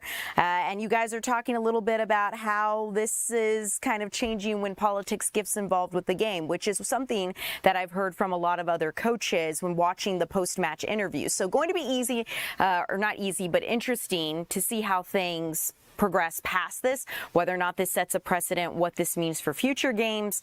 We're going to continue to keep you updated no matter what right here. But thanks for joining the conversation, because I know that this has people fed up, and just on both sides, lots of different perspectives as things move forward. Of course, Team USA very happy to have their star striker back, and people were saying, quite a few people felt that there wasn't enough justification for that red card suspension, but it was issued. So let's move on now and talk about the game happening tomorrow here in Atlanta. Argentina is going to face Egypt, and we are excited to see such an incredible team, two powerhouses here in our city. You're taking a look at practice video from the Argentinian team earlier today as they were warming up between matches. Our sports team was able to do some interviews, and we will be keeping you updated as we get closer to that later this evening. Our team will be able to let you know some of what they had to say. Kickoff is set for noon at Mercedes-Benz Stadium, or Atlanta Stadium as we know it here during this World Cup matches. You're taking a live look there in the upper left. But we're going to see two of soccer's biggest stars, or football's biggest stars, come together. Argentina is led by Lionel Messi, as we know, and Egypt is looking to continue a historic tournament run behind Mohamed Salah. So we will keep you updated on Match Day Atlanta, 10:30 p.m. Eastern here on Fox 5 Atlanta, to take a look ahead to tomorrow's match so you can get the latest from our sports team. But let's talk about the fans that have converged here in Atlanta. Argentinian fans, Egyptian fans. Our Eli Jordan went out to a rally for Argentina. And Eli, I think that wasn't supposed to start until later today, but I was like, I bet you some Argentinian fans are already going to be out there when you get there. It seems like that might be the case. You were right. Oh, yeah, you were right, Ariel. And they are out here. We're out at the active oval at Piedmont Park, and the Argentina fans are out here getting ready for their big rally for tomorrow's game at noon here in Atlanta. It starts up at 5, but we got the pre-gamers here, and they're just excited to be here. And I'm with Javier Novarini, and He got here at 9 a.m. this morning, drove all the way from Miami. Correct. Welcome to Atlanta. Thank you very much. How excited are you about the game tomorrow? Crazy. We are crazy. Can't wait until the game starts. And so, I mean, you've heard about Atlanta Stadium. Yes. You haven't been there yet, have you? That is amazing. We drove around and it looks fantastic. Amazing. So how do you feel about the game tomorrow between your team and Egypt? We never talk in advance, you know. We have to wait. We're confident, but just until there. No more. So you play it, yeah. But so what are you excited for today? What do you guys got going on today? Now we are excited for the drinks and the music, the cumbia, and all that from Argentina, you know. But we're waiting for that. So you guys gonna have some music and some food and some drinks out here? We are 3 hours away, and already people and moving around and start getting fun. So you have been, you guys have been traveling the country, going to all the different games. What has it been like traveling the United States to see all these different games? Long travel, very big distance. I mean, we all drove from Miami here 9 hours, and to Kansas is like 11 more, and to Los Angeles is like 24. I mean, this distance is unbelievable. But it's been good because you guys have been winning. Excellent.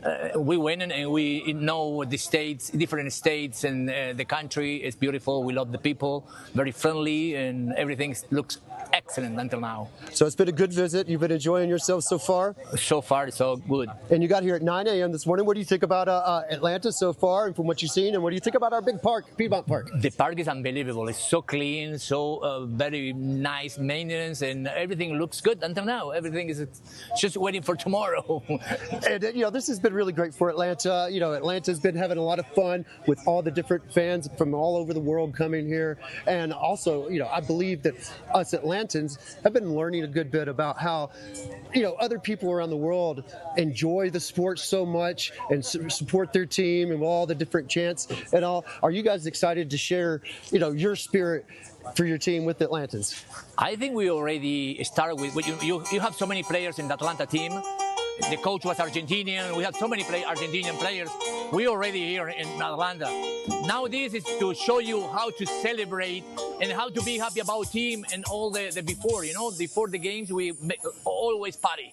After I don't want to tell you, but before is also very fun, really fun.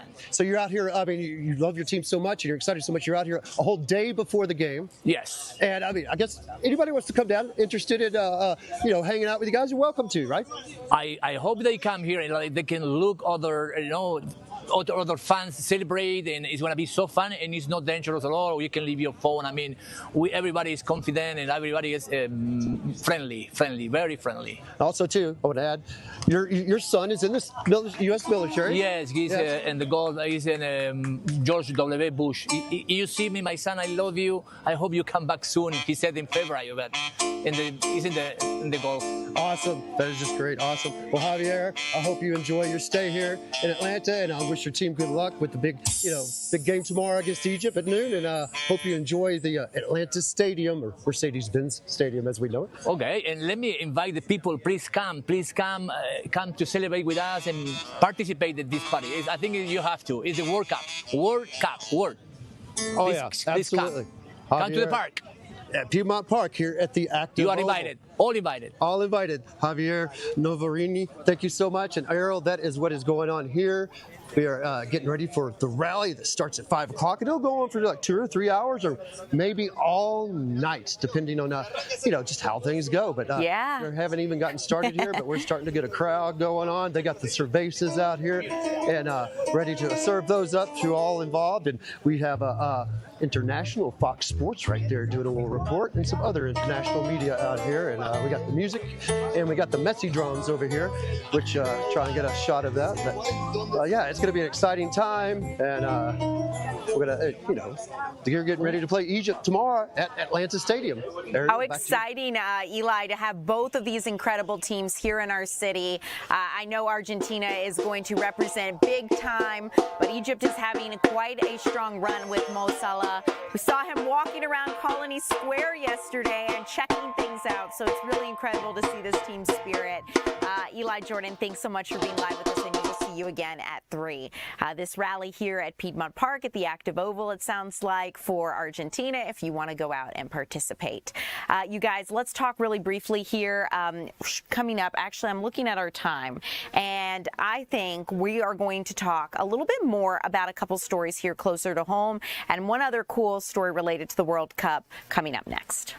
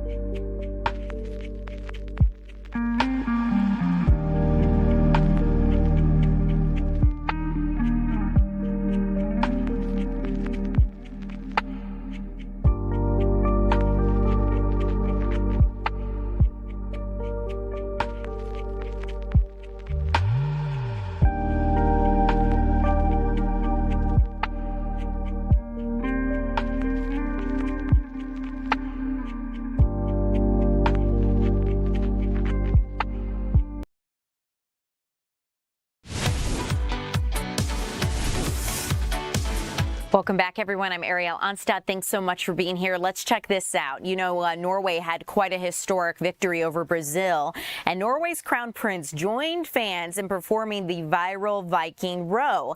Crown Prince Haakon joined thousands to celebrate Norway's victory against Brazil at the round of 16 in the FIFA World Cup. He was wearing a Norway soccer scarf around his neck and met fans just outside of the Royal Palace there in Norway. The Oslo City Council says there were at most 50,000 fans who watched that match in the square outside of the town hall in Oslo.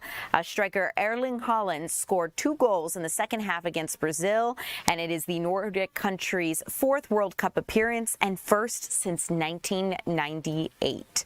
A little closer to home here, let's talk about the Martin Luther King Jr. birth home, because it has now reopened for guests and visitors after a historic renovation.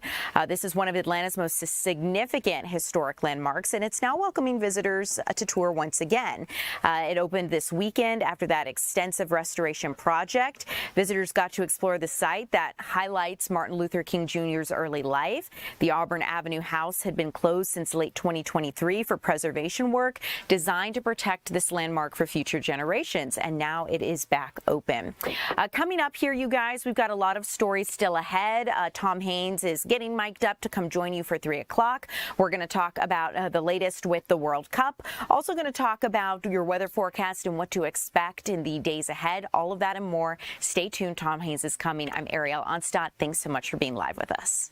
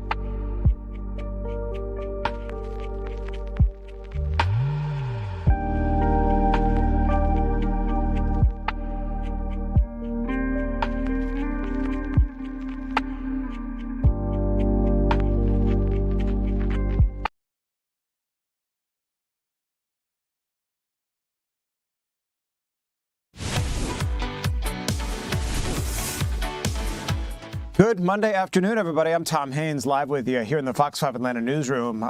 With the 3 p.m. streaming hour on Fox Local, we have so much news to get to this afternoon. Want to begin with a frightening situation at Six Flags over Georgia as severe storms sent a massive tree limb crashing down right onto park guests. Let's get out to our Annie Mapp, who's on top of this story right off the top here at 3 o'clock. Rescue crew were pulled into that scene. What do we know about the victim who was struck here, Annie?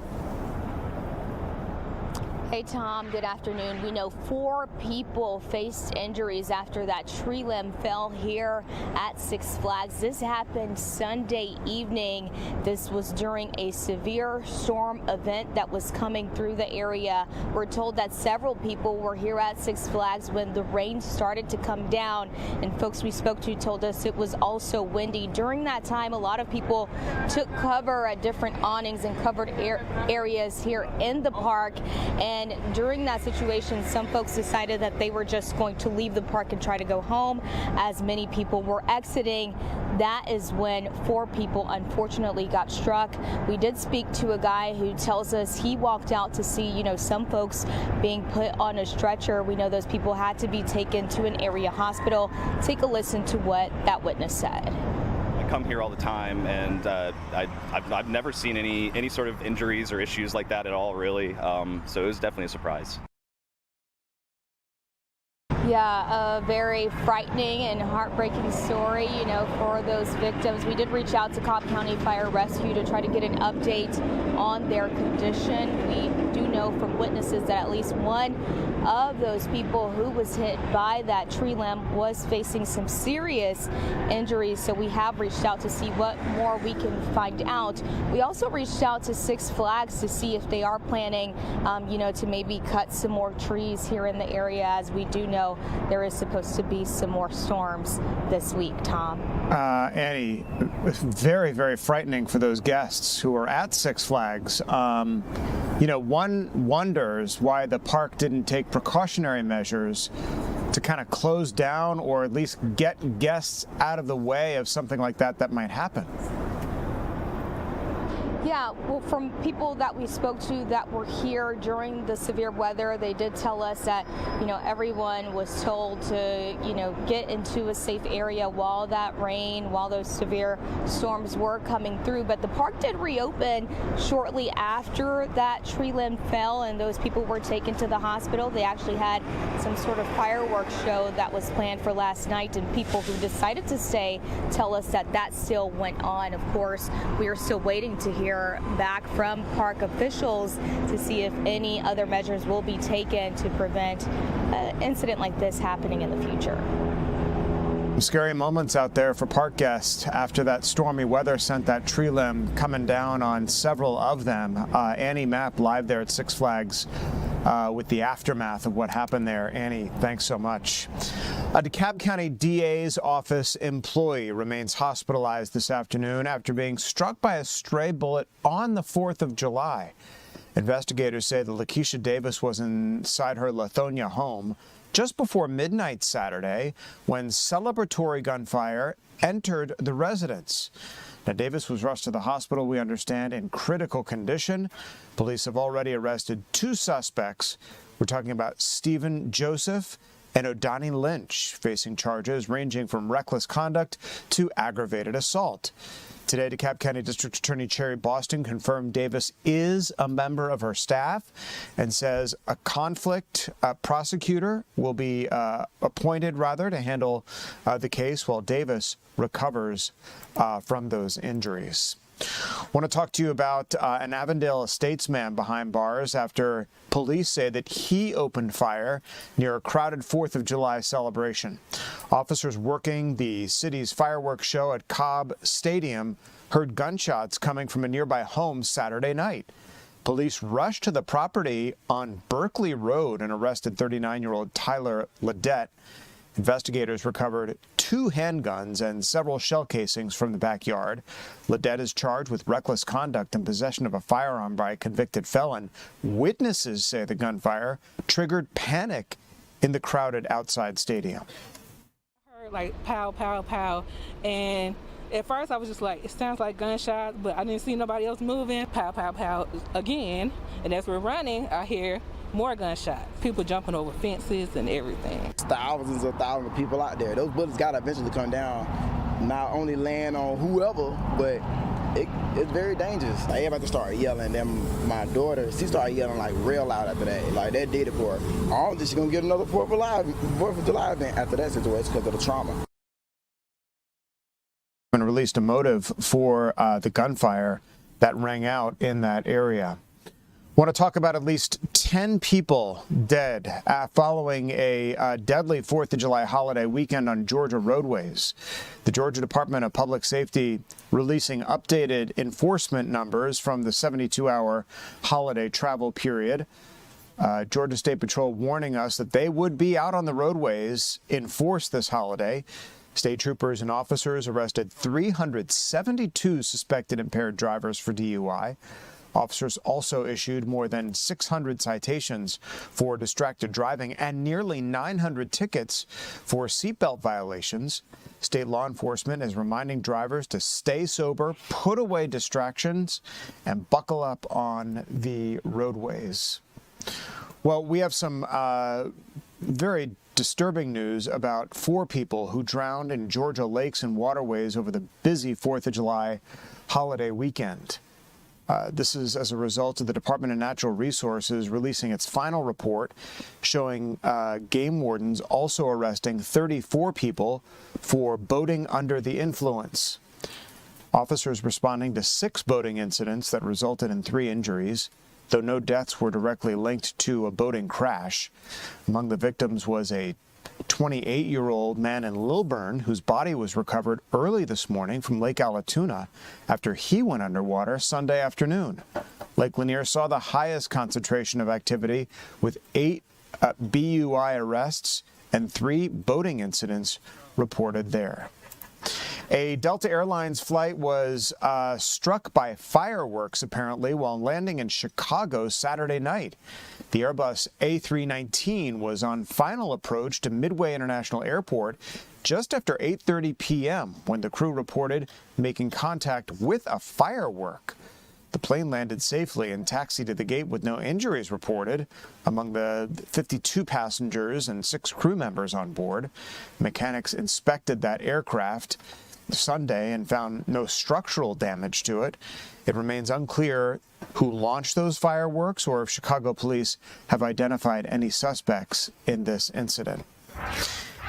Want to talk about our weather as we take a live look out at Lake Lanier on this Monday afternoon. Looks nice out there and not quite as hot and humid as we experienced last week, even into the weekend. Meteorologist Doug Evans standing by in the Fox 5 Storm Center, tracking what looks like, Doug, not such a horrible work week forecast, especially compared to last week.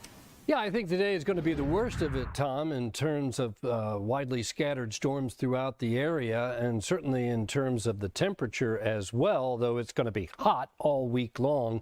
I don't think we're going to see the near the intensity of storms that we saw last night with that severe weather and the severe weather that was out at Six Flags that caused that limb to fall on people and injure them, although we can't rule out the possibility that some of the storms that we spin up this afternoon could be severe in nature. Could be contain some high winds, could contain frequent lightning, and also some heavy downpours.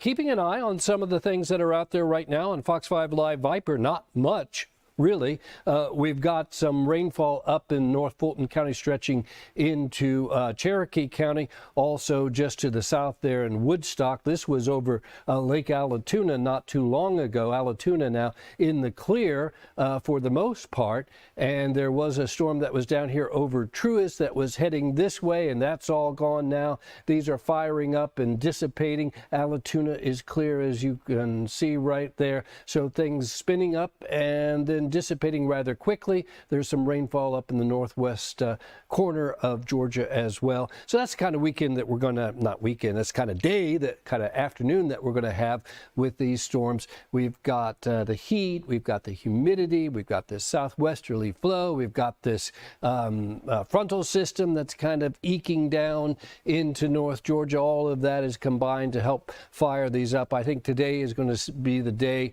this week that we see the most widely scattered storms throughout the afternoon that could continue on into the evening, even as late as 10 o'clock.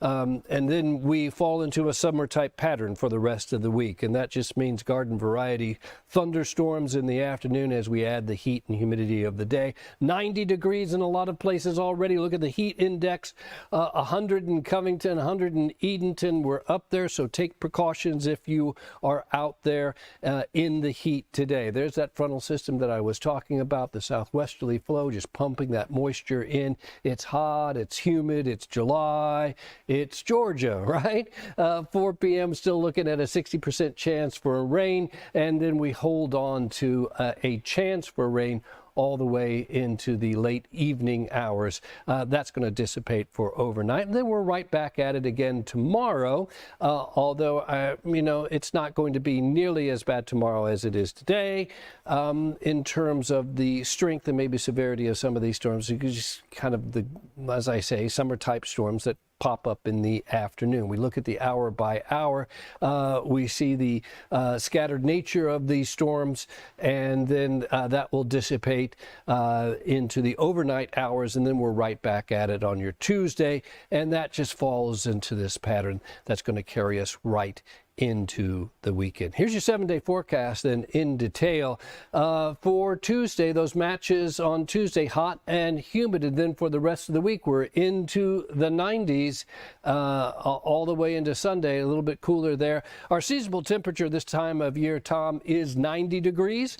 So we're running a little bit hotter than that, but not too bad. It's summertime in the south, right? Yeah, and Doug, you talked about game day here in Atlanta tomorrow. You're going to have a ton of people going down to FIFA Fan Fest in the downtown area. Looks like, as you say, summertime weather as we take a live look at Atlanta Stadium there. Looks nice.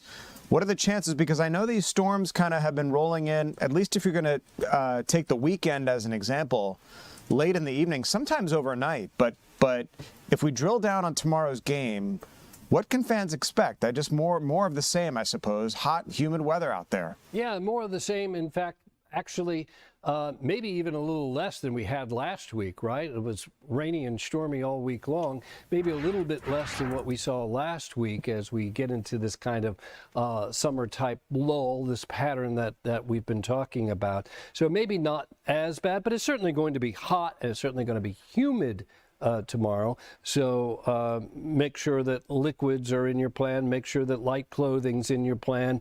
Make sure that if you, you get hydrated. Hydration starts before you're out and into the elements, right? So make sure that you're going down there and your body's fueled up with liquids and that sort of thing. As we know, well, some of these fans are. But make sure that you're doing the right things leading up to the match as well. Yeah, that's good advice. Preparation before you go out there. There's going to be a ton of people out there tomorrow because this is a really high-profile game. And just being together, squished in together with thousands of people, hydration, the key to staying safe out there in the middle of the heat.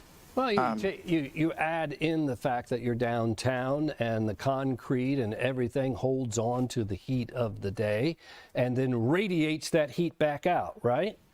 So it's not like you're hanging out in Woodstock.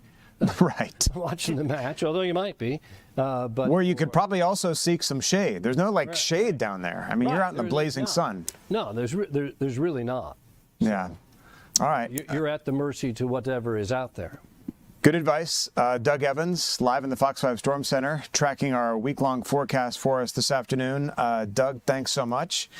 As we move on, talk about President Trump. He was at the White House this afternoon for a couple of events. One we're going to touch on a little bit later here in the 3 o'clock hour. But he did speak on a couple of big issues in the Rose Garden this afternoon. That is the situation in Venezuela after those double earthquakes down there, and the situation with China. You know, Xi Jinping is supposed to be coming to the United States in September for a summit. The president was just over there in April.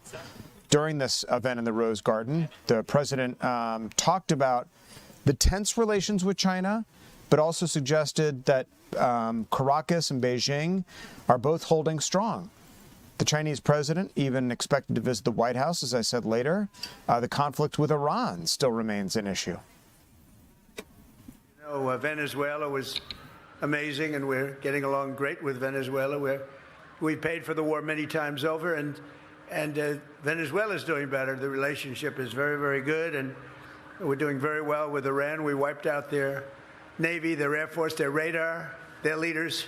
We wiped out everybody. And then I heard they're doing very well. No, they're not doing well at all. They want to make a deal so badly.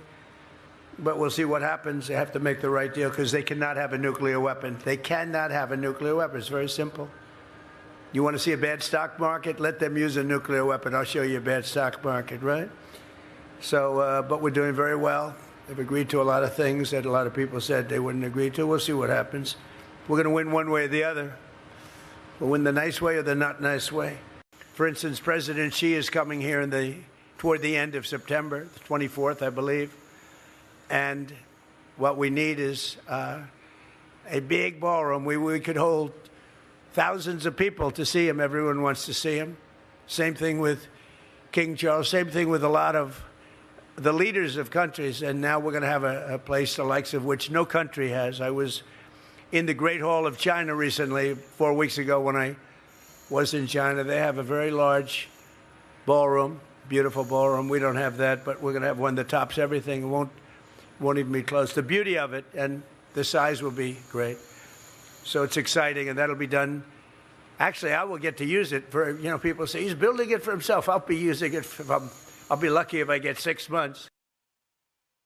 The president making those remarks in the Rose Garden after he rang the opening bell for the NASDAQ and the New York Stock Exchanges today, celebrating the launch of Trump accounts. We're going to touch on that coming up here a little bit later in our stream. The Memphis Police Department says Tennessee National Guard soldier shot and killed a civilian. The moments leading up to that shooting are under investigation by the state. According to Memphis police, officers were called to the area just before 4 a.m. Sunday on reports that shots were fired. When officers arrived, they found several people leaving the area, one of them holding a handgun. Memphis police and Tennessee National Guard military chased him. The Fox station there spoke with a couple of brothers who pulled up on the chaos. The Tennessee Bureau of Investigation says that the suspect turned toward National Guardsmen while armed. 2 National Guard soldiers shot and killed him. No officers or guardsmen were reported injured. As the investigation continues into the early morning hours, the suspect's family did arrive. Tennessee Bureau of Investigation agents are now leading an investigation into that shooting. Nancy Pelosi's husband, Paul Pelosi, accused of a hit-and-run in Napa County, California. The alleged incident happened Friday after a witness reported seeing a brown convertible hitting a legally parked car in the area. Officials say Paul Pelosi admitted to hitting somebody, but he didn't know what before leaving the scene. Police say he kept driving his car and was not able to continue on the road. Authorities say there was no alcohol in Paul's system, but the sheriff's office is referring him to the DMV for a re-evaluation of his driver's license. This comes 4 years after he pled guilty to DUI in that same area. Atlanta radio host Big Tigger stepping away from the mic to focus on his family following his arrest on domestic violence charges. That's according to his Instagram.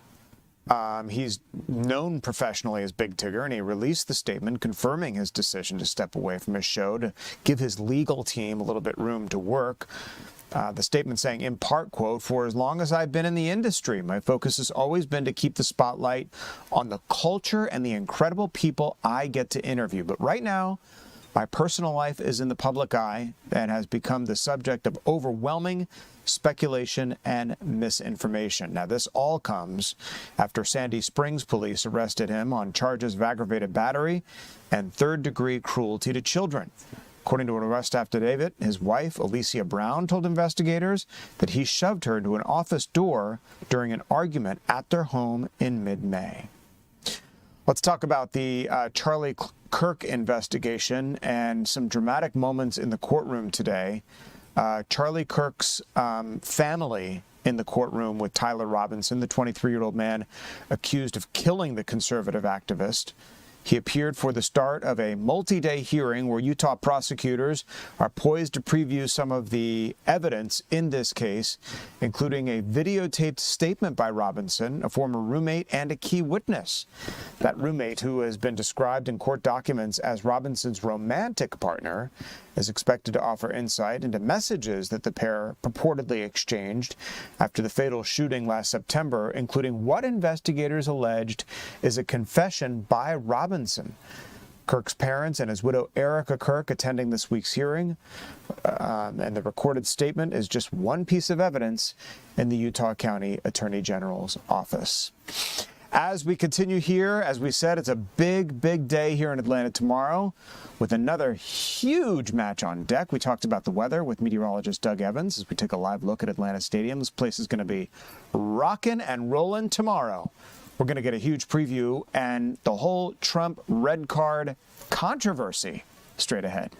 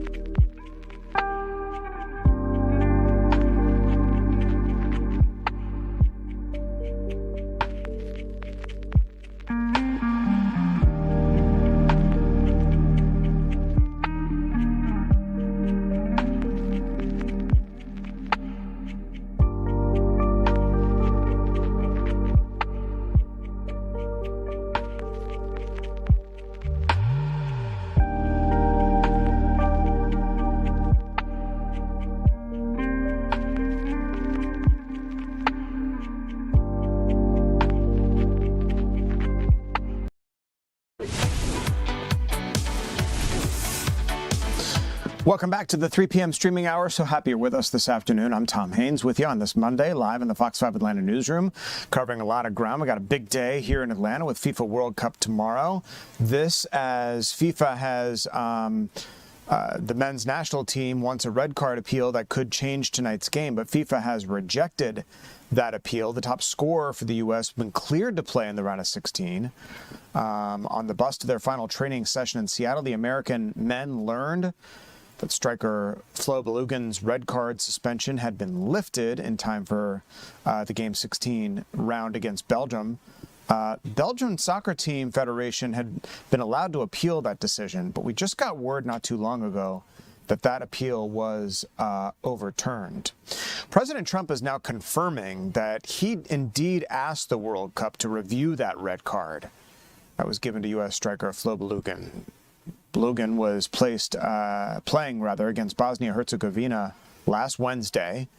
He was given the red card after a video assistant referee reviewed video that he says showed him stepping on an opponent's ankle.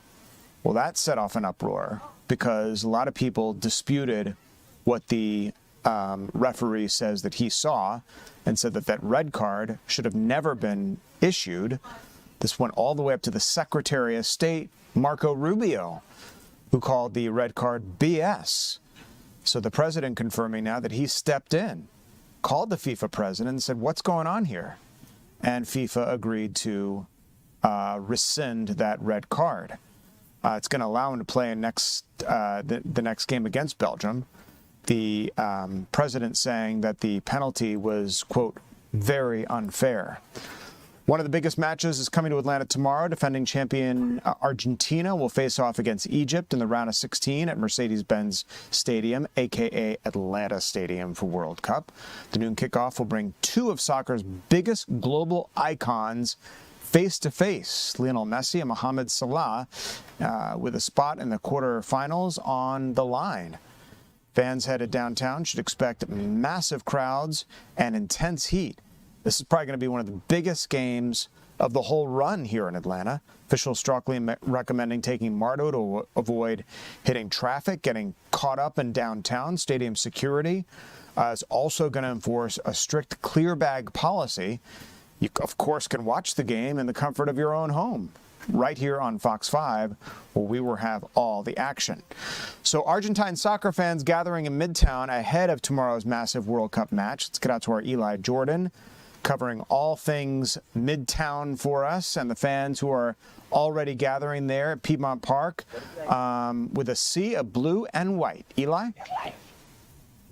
Hey, Tom. Yeah, I mean, I got a little bit of breaking news for you. We're out here at the Active Oval, where they have all the, the soccer fields and the baseball diamonds out here. Well, and this is where they're set up. They're having to move. We had the APD come out and say, hey, this has been rented by some other soccer team, local, I guess. But they're moving the pre-rally to the Meadow.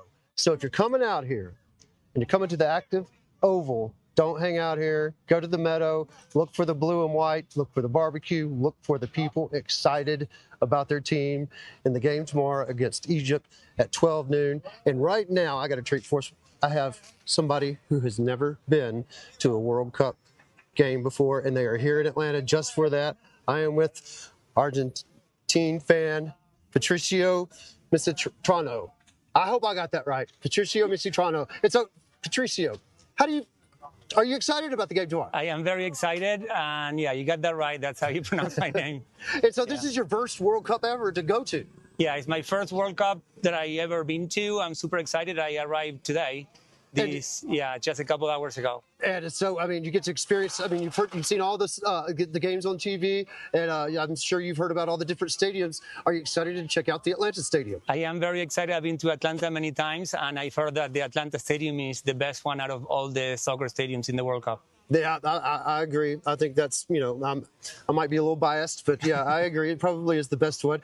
So tell me, how do you feel about the match tomorrow against Egypt? I'm very excited, but, you don't have to take anything for granted. We had a really tough game against Cabo Verde, and the coach is probably going to make some changes, and we're going to chant and support the team the entire time.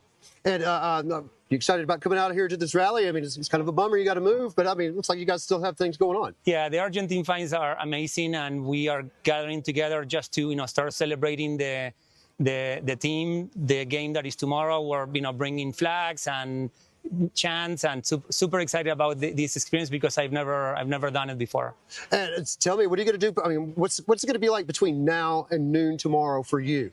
Well, here probably a few hours, and then probably hopefully I'm gonna have some of my voice left for tomorrow's game. Then go to the hotel at the end of the night, and then wake up really early and try to get to the stadium really early because the game is a 12 p.m. game, and they open the gates at 9 a.m. So I'm going to take plenty of time. I'm going to get there as early as I can. So are you going to be riding the MARTA train? Yes, I am actually staying really close to the airport, one of those hotels. I already have my MARTA pass.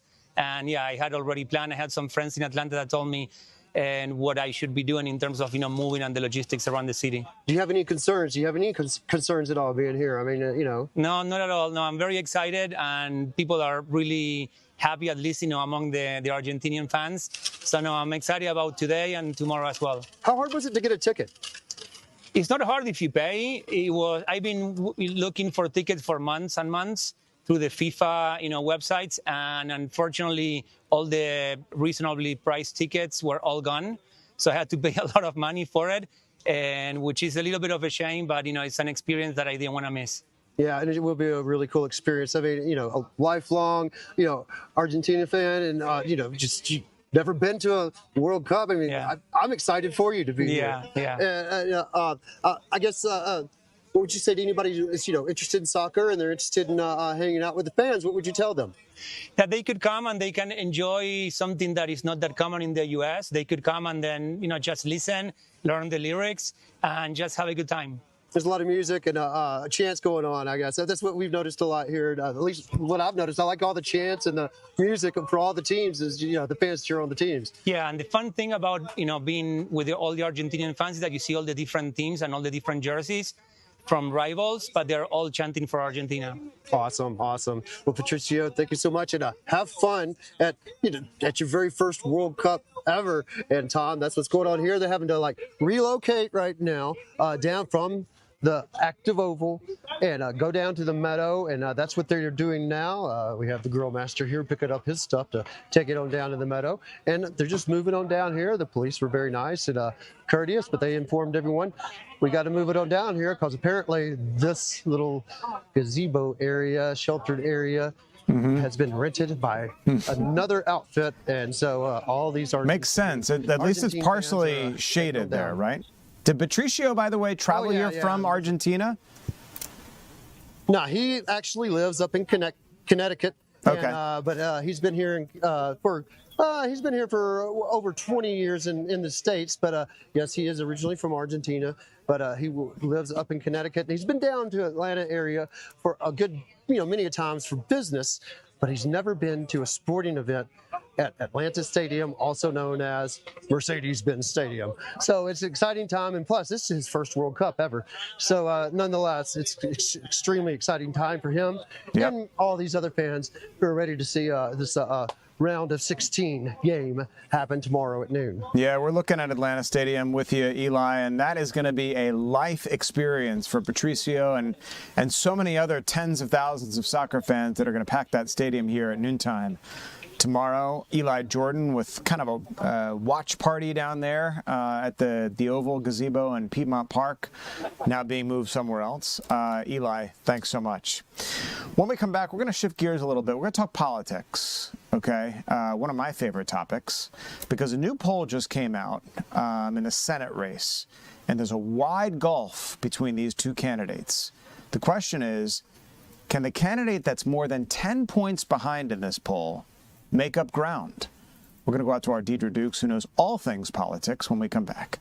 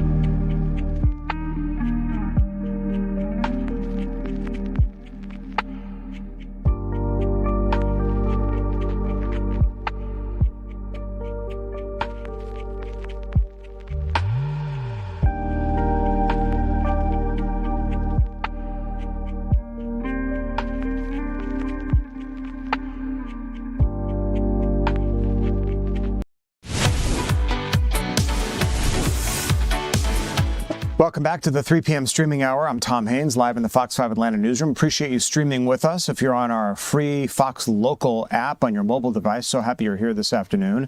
If you're streaming with us at home on one of your live channels on TV, thanks for joining us this afternoon. Or if you're on one of our social media platforms at Fox 5 Atlanta, commenting on some of the stories we're talking about, we always welcome those.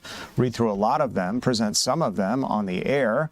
Or if you happen to be running around town and you're listening to us on the radio and our radio partner, 107.9 HD2 FM, happy you're listening to us today. We got news on the U.S. Senate race here in Georgia. A new Fox News poll came out. And it is not good news for Mike Collins, okay? In fact, it is horrible news because he is suffering right now, as things stand, a double-digit deficit to incumbent Senate candidate Jon Ossoff. Deidre Dukes live at the state capitol, or at least on the grounds there, with the fallout so far from this poll. Ossoff's, they say we never look at polls. We're doing our thing. We're moving forward, just as if it's a tied race. But they have to be happy about what they're seeing so far. Absolutely, out the gate. And we really wanted to talk to some strategists, both Republican and Democratic strategists, to help us to break that poll down, which came out midweek last week, Tom, to really get an idea of what this might mean for the U.S. Senate candidates, incumbent Jon Ossoff and Congressman Mike Collins. We have been focusing a great deal on some of the other races here in the state. Of course, Georgia's gubernatorial race getting a lot of attention. So we just wanted to take some time and kind of delve into the U.S. Senate race. So, of course, the U.S. Senate race on the Democratic side really decided early in because the incumbent is Senator Jon Ossoff. No one ran against him in the primary, and so he was, of course, is the Democratic nominee. But not the case on the Republican side. That race did end up in a runoff, and of course, Representative Collins was the victor there. So in talking to Republican strategists and Democratic strategists, asking them about the numbers that we saw in this Fox News poll to give you an idea of where the polling stood as of last week, that Fox News poll, incumbent Senator Jon Ossoff leading Republican Congressman Mike Collins 56 to 43%.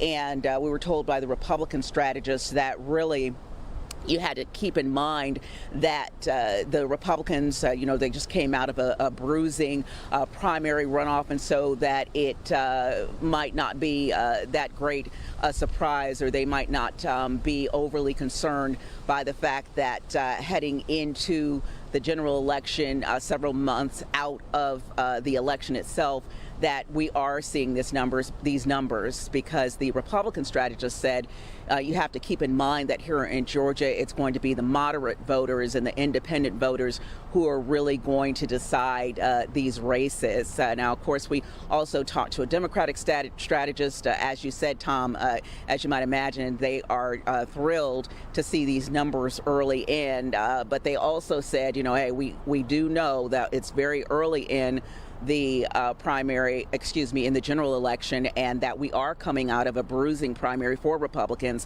And so we do know, we do know that this race is going to get much closer, that those numbers are going to narrow. And so both sides saying that they really have to have a good ground game in coming months if they want to have a chance of winning these high-profile seats. Here's what they had to say to us, Tom. Senator Ossoff and Keisha Lance Bottoms have had very little opposition to date, so they've had plenty of time to sort of fill their coffers, reorganize, and as we all know, they're pairing together as they approach this general election season. Republicans are now doing the same.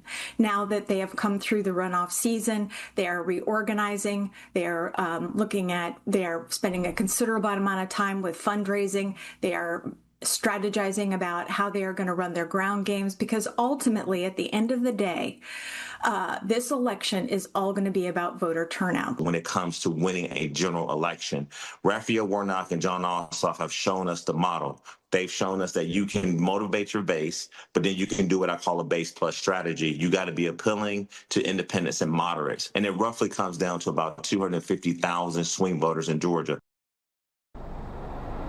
And you can bet that both sides will be really working hard to attract those candidates to their side, or those voters rather, to their side. We do want to note that Congressman Collins has been endorsed by President Trump. It will be interesting to see how that factors in to his numbers, his polling, how he competes against Senator Ossoff in coming months. Senator Ossoff has challenged Collins to a series of 3 debates. As of right now, we know that both gentlemen have agreed to 1 debate. So we'll see here in coming months whether or not we'll see them meet up in other arenas, other venues, if they'll both agree to debate more than 1 time, Tom. But that's where we are with the Senate race now. Both the Senate race and, of course, in addition to that, the gubernatorial race are being drawn national attention. Yeah, and what's worse perhaps for Collins, we got 4 months left, which is a lifetime, proverbial lifetime in politics. But what's worse for Collins, Deidre, if you look deeper into this poll, black voters, 87%. Under the age of 30, 68%. Independents, 68%. Moderates, 66%. Those last 2 numbers, the independents, the moderates, are the prize of voters that you want to capture. Theron talked about the 250,000 or so who are kind of in the middle, the swing voters, and I would guess that would include independents and moderates. And no one can be more happy about this number, somebody that's not even running for the United States Senate, Deidre, than Keisha Lance Bottoms, who is the gubernatorial candidate on the Republican side and who's going to be riding, so to speak, on Jon Ossoff's coattails a little bit, because they've agreed to kind of team up in this general election campaign. That's right, and we do want to note in that poll, which also covered the gubernatorial race, this is the first time since Governor Barnes was governor when Theron says we saw such strong polling for a Democratic candidate where they led a Republican candidate heading into the general election. And so, as you said, this is certainly, although we are several months out, we do want to remind folks of that, this certainly is good news for Democrats.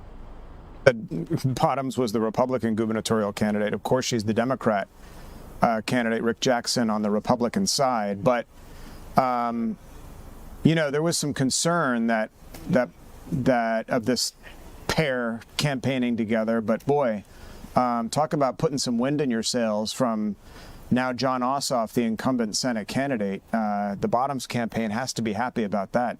Deidre Dukes will be covering every single angle of this race as it continues to unfold over these next 4 months. Deidre, thanks so much. Want to talk about these Trump accounts. I told you at the beginning of the program that the president rang the opening bell for the NASDAQ Composite Index from the Oval Office this morning. The president opening the Trump accounts, the New York Stock Exchange as well, ringing those bells. Secretary Scott Bessent of the Treasury was there, as well as some children in the Oval Office with the president. Both the president and the Treasury Secretary highlighting the details of these accounts. My privilege to invite President Trump to speak after we had 2 firsts today. First time we've ever had the New York Stock Exchange and NASDAQ. They do a joint opening, and first time we've ever had the opening bell run in the Oval Office. So, Mr. President.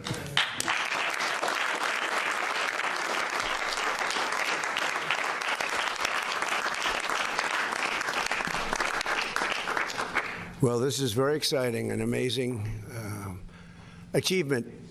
People, we don't know this, Michael, but people have been trying to do this for 30 years, and they were so generous. He put up, and she put up, I think she more than him, maybe.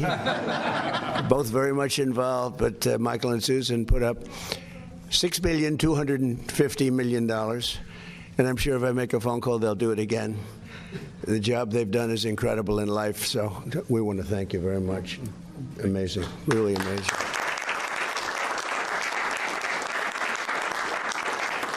And our friend from Micron, by the way, called me on Friday, and he said Micron's putting in $250 million, and he's done a phenomenal job. And $250 million, and many other companies and people are putting up tremendous amounts of money. And it's something I'm very proud of. Some people think it's going to go down as one of the most important things we've done during the administration. So after a truly historic weekend celebrating the 250th anniversary of America, today we're thrilled to officially launch the Trump accounts. And we had some beautiful people and speeches and tremendous crowds. We had the biggest crowd anyone's ever seen that unfortunately lightning caused it to leave. And everybody said, well, we'll do it another time. When I heard that, I said, no, we won't. Everybody had left. I said, we're not doing it another time. We're doing it on the 4th of July. And we actually started the speech on the 4th of July. We had to wait a little while, like a couple of hours, let the lightning pass. And everyone had left. And we came back, and they had 150,000 people came back they took their car. They're going back home to Texas. They turned their car around. They came back. You wouldn't believe it, 150. I think the 150 was more impressive than the 425 or whatever it was. It was pretty amazing. And Mount Rushmore, likewise, was so incredible. So people love our country. Our country is doing incredibly well. Strongest military in the world has been displayed with Venezuela, who we're getting along with fantastically now. We've taken hundreds of billions of dollars of oil and given them hundreds of billions. They have more money than they've ever made. And we're doing very well. We paid for the war many times over. And then Iran, we're doing actually equally as well. We're just not getting the kind of coverage that we should. But we have eviscerated them military. And the bottom line is our country is strong. We have the greatest military anywhere in the world. I was with President Xi 3 weeks ago, and I said that, and there was no argument. Nobody's arguing. We built it during my first term. Now we're using it now for very good reasons, because in this case, Iran can never have a nuclear weapon. We can never let that happen.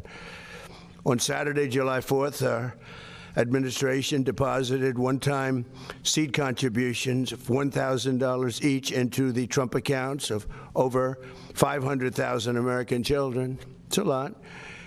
And millions more will be getting additional contributions from generous donors like, as I mentioned, Michael and Susan Dell. They are truly incredible people. Go out and buy a Dell computer. He's not doing it for that. But I'll bet his business, Brad, has gotten even bigger. I have a son that loves their laptop. I have to tell you, no, I want a Dell. We're going to get him that money back one way or the other. And then I'll ask for another $6,250,000. We'll start the whole process all over again. No, he makes an incredible product, and right from the beginning. And Brad Gerstner has been pushing this, so he's a very successful man. Not quite as famous as the Dell family, right? President Trump extolling his friendship and the contribution of Michael Dell, the computer entrepreneur who obviously is behind Dell Computers. Michael Dell, his wife, standing behind the president there, along with other people in the Oval Office, as the president launches the Trump accounts, which officially launched on July the 4th, but now they have gone public on the stock exchanges for people to participate in. While all that is happening, we want to talk about the situation in Iran and peace talks between the U.S. and Iran, which have been on pause to allow for this multi-day funeral of Iran's slain supreme leader. Hundreds of thousands of mourners flooding the streets of Tehran Monday to honor the Ayatollah Khomeini, who was killed in airstrikes at the very beginning of the... I think he was killed on the first night of U.S. action in Iran. Experts say the massive show of pro-regime support could empower Iranian negotiators to dig in their heels when talks resume this weekend. But you just heard from President Trump out in the Rose Garden when he was talking about the situation in Venezuela and the summit meeting between himself and the president of China, the leader of China, Xi Jinping, that there's no way, and it's a non-negotiable fact that Iran can obtain a nuclear weapon. The president saying, if you think stocks are volatile now, just imagine if Iran possessed a nuclear weapon and they decided to use it. All right. So let's listen to what some experts are saying about the situation over there. Not by accident, on those streets they're chanting death to Israel, death to America. I don't think they've changed one iota. NATO's lack of clear support was a really low blow to the U.S. So President Trump is going to be there with some very tough love for NATO, and this is a great chance for them to show that they want to move forward.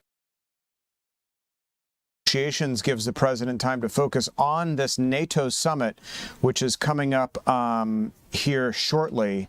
If you're a reader of the Wall Street Journal like I am, you know that there's a front page article today on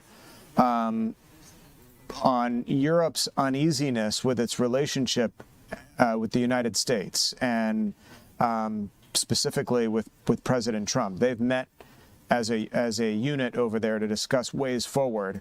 As President Trump holds them to account for military action in Iran, the situation with Israel and Hezbollah, the flyover rights of the United States when carrying out action in Iran. So a lot will be reconciled at this NATO summit between the president and European leaders.